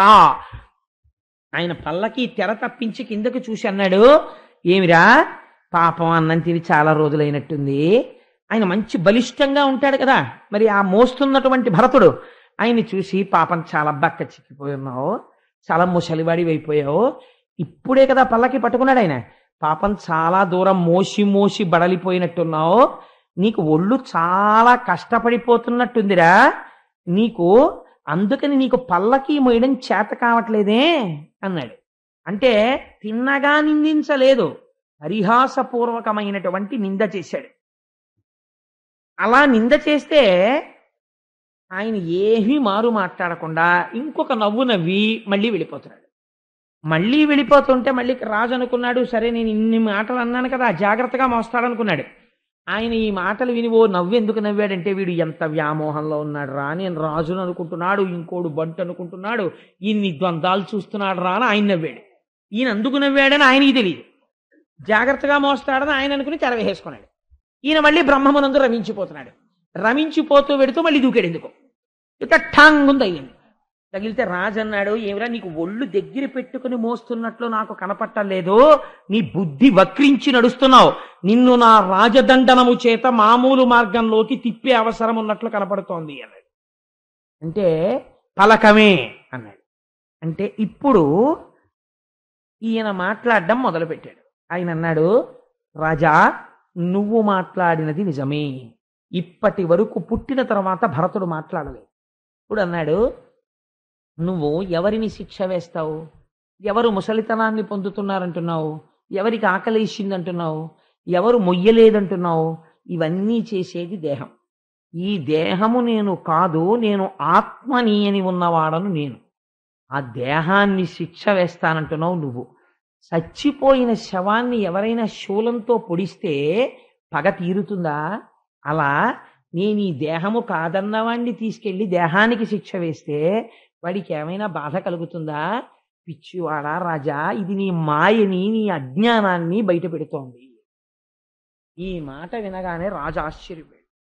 అమ్మ బాబోయ్, మోస్తున్నవాడెవరో సామాన్యుడు కాడు, ఒక బ్రహ్మజ్ఞాని మాట్లాడుతున్నాడు అని పల్లకి ఆపమని గభాల కిందకి దూకి ఆయన వంక చూస్తే గుర్తుపట్టడానికి ఒక యజ్ఞోపవీతం ఒకటే కనపడింది. ఆయన పాదముల మీద పడి నమస్కరించాడు. అయ్యా, బహుశः నన్ను పరీక్ష చేయడానికి మీరు కపిలుడే ఇలా వచ్చారని అనుకుంటున్నాను. నేను ఎవరి దగ్గర తత్వదర్శనం చెయ్యాలనుకున్నానో ఆ కపిలుడే వచ్చాడేమో. మీరెవరు? నిజం చెప్పండి. మీరు నాకు హితోపదేశం చేయవలసిన వారై ఉన్నారు. మహానుభావ, మీరు ఒక మాట అన్నారు ఇందాక, లోపల ఉన్న ఆత్మ నేను, పైన ఉన్నటువంటి దేహము నేను కాదు, దాన్ని నువ్వు ఎలా చంపుతావు? అది నేను కాదు అని నేను స్థిరమైన నిర్ణయమునందున్నవాడను అన్నారు. మీ మాటలు నన్ను చాలా సంతోషపెట్టాయి. మీ వంటి బ్రాహ్మణులు, మీ వంటి బ్రహ్మజ్ఞానుల జోలికి నేను రాను. ఎందుకో తెలుసా? నాకు ఒక గొప్ప భయం ఉంది. రాజు క్షమార్పణ చెప్పి ఆయన కాళ్ళ మీద పడ్డాడు. ధరణి సురలలోన తలప నెవ్వడ నీవు అవధూత వేషి అయి అవనియందు ఏమిటికై చరింపగ వచ్చి తిచ్చటికి ఒక్క ఒంటి సనుట నేను నన్ను కృతార్థుని చేయ అనుకూలుడగుమన్న అట్టి ఆ కపిల మహామునీంద్రుడవో నీ మహత్వంబుదవిది విచారింప నెరుగక చేసితి కరుణ చూడు తప్పు సైరింపు నే యమదండమునకు హరుని శూలమునకు వజ్రాయుధమునకు అనల చంద్రార్క ధనద శస్త్రాస్త్రములకు వెరమ విప్రునకునే మది వెరచినట్లు. మహాపురుషా, నువ్వే కపిలుడవేమో అనుకుంటున్నాను, నువ్వు బ్రహ్మజ్ఞానివి. నేను యమధర్మరాజు గారు వచ్చి పాశం వేసినా భయపడను, పరమశివుడు శూలమెత్తినా నేను భయపడను, సాక్షాత్తు సూర్య చంద్ర మొదలైనటువంటి దేవతలు వచ్చి నా మీద అస్త్రాన్ని ప్రయోగించినా నేను బెంగపెట్టుకోను. కానీ మహాపురుషులై బ్రహ్మజ్ఞానులైన బ్రాహ్మణుల జోలికి వెళ్ళడానికి నేను భయపడతాను. మీరు నాతో ఒక మాట అన్నారు, ఈ శరీరము నేను కాదు అని మీరు అంటున్నారు. కానీ నాకొక్క మాట చెప్పండి, లేనిది ఎలా కనపడుతోంది? ఈ కంటికి కనపడుతోంది కదా. ఎంత గొప్ప ప్రశ్న వేశాడో చూడండి. ఒక గిన్నెలో నీరు పోసి కొన్ని గింజలు పోసి అగ్నిహోత్రం మీద పెడితే ఉడికి అన్నము తయారైనట్టు లోపల కలిగిన కామన చేత దహింపబడి ఇంద్రియముల చేత పొందినటువంటి సుఖము వలన మనస్సు ఆనందమును పొందుతోంది కదా. ఇవి లేవని మీరు ఎలా చెప్తున్నారు అన్నాడు. ఇవి లేవు, ఆత్మ ఉన్నదని మీరు ఎలా అన్నారు అన్నాడు. అంటే అప్పుడు నవ్వి, రాజా నువ్వు ఉపదేశం పొందడానికి అర్హతని పొందావు, అందుకుని చెప్తున్నాను. ఈ లేదు అనబడేటటువంటి పదార్థము ఈ కన్నుల చేత లేనిది కాదు, ఈ కన్నులకు కనపడుతుంది. దీన్ని తిరస్కరించకపోతే నువ్వు ఏది కనపడుతోందో అది సత్యమని నిలబడిపోయిన వాడివే. ఇప్పుడు ఇక నీకు బోధ ఎందుకు? ఎదురుగుండా ఉన్నవారు మనుషులు, నేను మనుషుల్ని అనడానికి బోధ అక్కర్లేదు. ఉన్నదొక్కటే, సభాస్వరూపమైనటువంటి పరమశివునకు నమస్కారము అని అన్నాను అనుకోండి. ఇంతమంది లేరు సభలో, శివుడొక్కడే కూర్చున్నాడు అని నేను అన్నాను అనుకోండి. అప్పుడు నేను ఏదో ఒక స్థాయిలో మాట్లాడి ధన్యుడను కావడానికి ప్రయత్నం చేస్తున్న వాడి కింద లెక్క కదా. అంతేగాని మీ అందరికీ నా నమస్కారం అన్నాను అనుకోండి, అనేకత్వాన్ని నేను చూస్తున్నట్టు లెక్క. ఇంకా నేను ఇక్కడ కూర్చోడం ఎందుకు చెప్పడానికి, వెంటనే దిగిపోవచ్చు. కాబట్టి పరమేశ్వర స్వరూపమైన సభకు నమస్కారము అన్నాను అనుకోండి, సభాభ్య సభాపతిభ్యశ్చ వో నమో నమో. సభ అంతా నేను ఈశ్వర రూపముగా దర్శించుచున్నాను, ఒక్కటే కనపడుతోంది. కాబట్టి ఇప్పుడు ఏమైంది, ఈ నేత్రమునకు అనేకము కనపడతాయి. కారణమేమి? మూడిటి వలన. కాలము, బుద్ధి, నామము. రూపం ఉంటే నామం ఉంటుంది, నామం ఉంటే రూపం ఉంటుంది. మైకో అన్నాను అనుకోండి, ఇది గుర్తొస్తుంది తప్ప వైరు గుర్తురాదుగా. నామం ఉంటే రూపం, రూపం ఉంటే నామం. నామము రూపము రెండూ లేవనుకోండి, మాయ పోయినట్టు. మీకు నేను ఒక్క ఉదాహరణ చెప్తాను, టక్కన పట్టేసుకుంటారు మీరు. మీరు కొంచెం అర్థం చేసుకుంటే. నన్ను మీరేమని పిలుస్తారు? ఈ సభలో ఉన్న ఇన్ని వేల మంది కూడా రకరకాల పేర్లు పెట్టి నన్ను పిలవరు కదా. మీ అందరూ పిలిస్తే నన్ను ఏమని పిలుస్తారు? కోటేశ్వరరావు గారు అని పిలుస్తారు. ఈ కోటేశ్వరరావు గారు అని పిలవబడినప్పుడు నేనేమంటాను? ఏమండి అని మీ వంక తిరుగుతాను. ఈ కోటేశ్వరరావు అనబడేటటువంటి పేరు ఈ రూపమునకు ఎప్పుడు వచ్చినది? ఈ రూపము వచ్చిన తరువాత నామము వచ్చినది. ఈ నామము రాకముందు ఈ రూపము వచ్చినదా లేదా? వచ్చినది. ఈ రూపం ఎప్పుడొచ్చింది? మా అమ్మగారి కడుపులోంచి ఏదో ఒక రోజు వచ్చింది. రాగానే దీనికి ఆ కోటేశ్వరరావు అన్న పేరు లేదు. కోటేశ్వరరావు అన్న పేరుతో ఇది పిలవబడలేదు. ఇది ఏ పేరు లేకుండా అనామకమై పడి ఉన్నది. మా అబ్బాయి అంతే, శిశువు.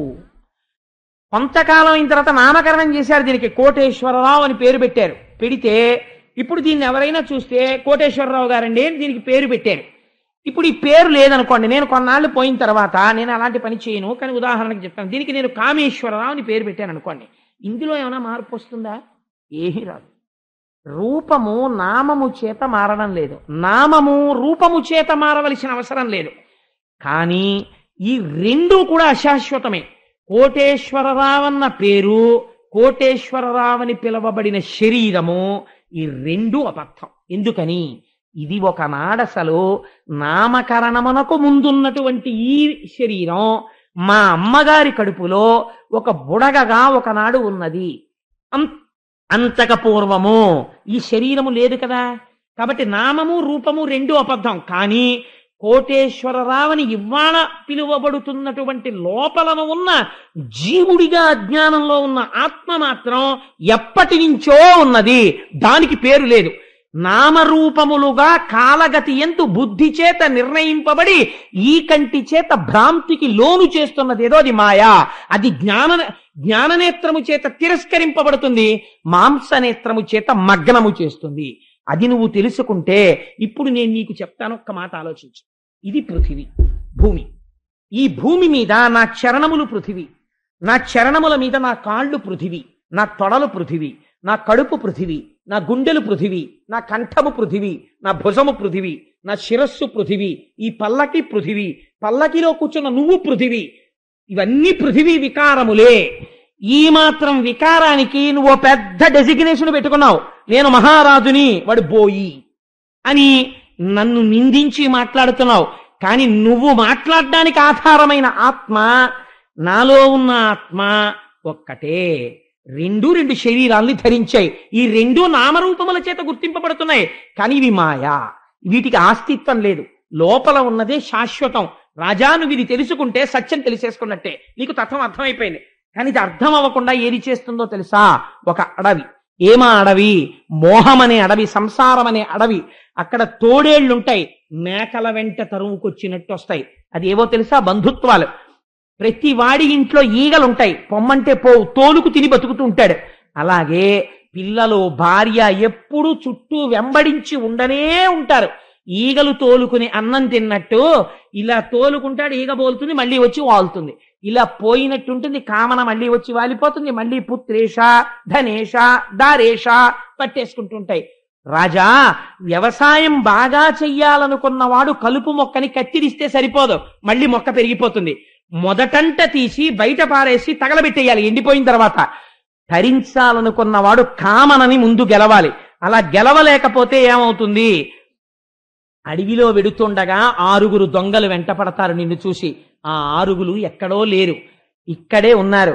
5 ఇంద్రియాలు, మనస్సు, ఈ 6 లోపల కూర్చుని ఇంత జ్ఞానం కలిగినా ఇంత ధర్మం కలిగినా ఎత్తుకుపోతారు. నువ్వు పతితుడవైపోయి పతనం అయిపోయి మళ్ళీ మళ్ళీ మళ్ళీ మళ్ళీ పుడుతుండడం, శరీరంలో కెడుతుండడం, ఇది నేను అనుకోవడం, దీని అనుబంధాలతో మగ్నం అయిపోవడం, ఈశ్వరుణ్ణి తెలుసుకోకపోవడం, అలా భ్రమణం తిరుగుతూనే ఉంటావు రాజా. ఏనాడు నీ జ్ఞాన నేత్రం విచ్చుకుంటుందో ఆనాడు భాగవతుల యొక్క పాద సమాశ్రయణం చేస్తావు, వాళ్ళ పాదాల మీద పడతావు, బ్రహ్మజ్ఞానాన్ని పొందుతావు, భక్తితో ఉంటావు, కర్మాచరణము చేసి వైరాగ్యమును పొందుతావు. అదే మనిషి యొక్క పొందవలసిన స్థితి అని ఆనాడు మహానుభావుడు భరతుడు చెప్తే రహూగణుడు విని వైరాగ్యాన్ని పొంది కపిల మహర్షి దగ్గర పూర్ణ సిద్ధాంతాన్ని తెలుసుకున్నాడు. భరతుడు మోక్షాన్ని పొందాడు. ఇలా ఎంతమంది ఒక్క చిన్న పొరపాటుకి ఎన్ని జన్మలెత్తి భరతుడు మోక్షాన్ని పొందాడో, మనిషి యొక్క సాధన అనేది ఎంత జాగ్రత్తగా ఉండాలో, అరణ్యానికి వెళ్ళిపోతే మోక్షం వచ్చేస్తుంది అనుకోవడం ఎంత అమాయకత్వమో. ఇంట్లో ఉండి ప్రియవ్రతుడు మోక్షం పొందాడు, ఇంట్లో ఉండి నాభి మోక్షం పొందాడు. అంత వైరాగ్యంతో అంతఃపురంలోంచి బయటికి వెళ్ళి వృషభుడు మోక్షాన్ని పొందాడు. ఇంట్లో ఉంటే నన్ను ఏదో పట్టేసుకుంటుందని భయపడిపోయి ఇంట్లోంచి అరణ్యానికి వెళ్ళిపోయి 3 జన్మలెత్తి మోక్షం పొందాడు భరతుడు. కాబట్టి ఇల్లు కాదు నిన్ను పాడి చేసేది, నీ లోపల ఉన్న మనసు పాడు చేస్తోంది. అందుకే ఒక ఆధునిక కవి కొంచెం మాట ఒకటి అన్నాడు, గురుగుచుందురు జుత్తు కొన్ని 100 సార్లు, దాని పాపమేమో కానరాదు, అఖిల పాపములకు నిలయమైన మనసు గొరగడేమి మానవుండు. తలనీలాల స్థమానం ఇచ్చేస్తే ఎంతకని సరిపోతుంది? మళ్ళీ పుట్టేస్తున్నాయి పాపాలు. పాపాలకి నిలయమైన మనస్సుని ప్రక్షాళన చేయమే. నీ మనస్సే నీ యొక్క ఉన్నతికి కానీ పతనమునకు కానీ కారణమవుతోంది అని ఒక అద్భుతమైనటువంటి విశేషాల్ని నలుగురి యందు 4 విషయాల్ని ప్రతిపాదన చేస్తూ ఇంత అద్భుతమైన ఘట్టాన్ని గృహస్థాశ్రమంలో తరించడానికి మనకున్న అనుమానాలు నివృత్తి చేస్తూ వ్యాస భగవానుడిచ్చిన అమృత ఫలాలను ఆంధ్రీకరించి పోతన గారు మనల్ని ఉద్ధరించారు. రేపటి రోజున కొన్ని పరమోత్కృష్టమైన ఘట్టాలు, రేపు విశ్వరూపోపాఖ్యానము మొదలైన వాటిని రేపు ప్రారంభం చేస్తాను.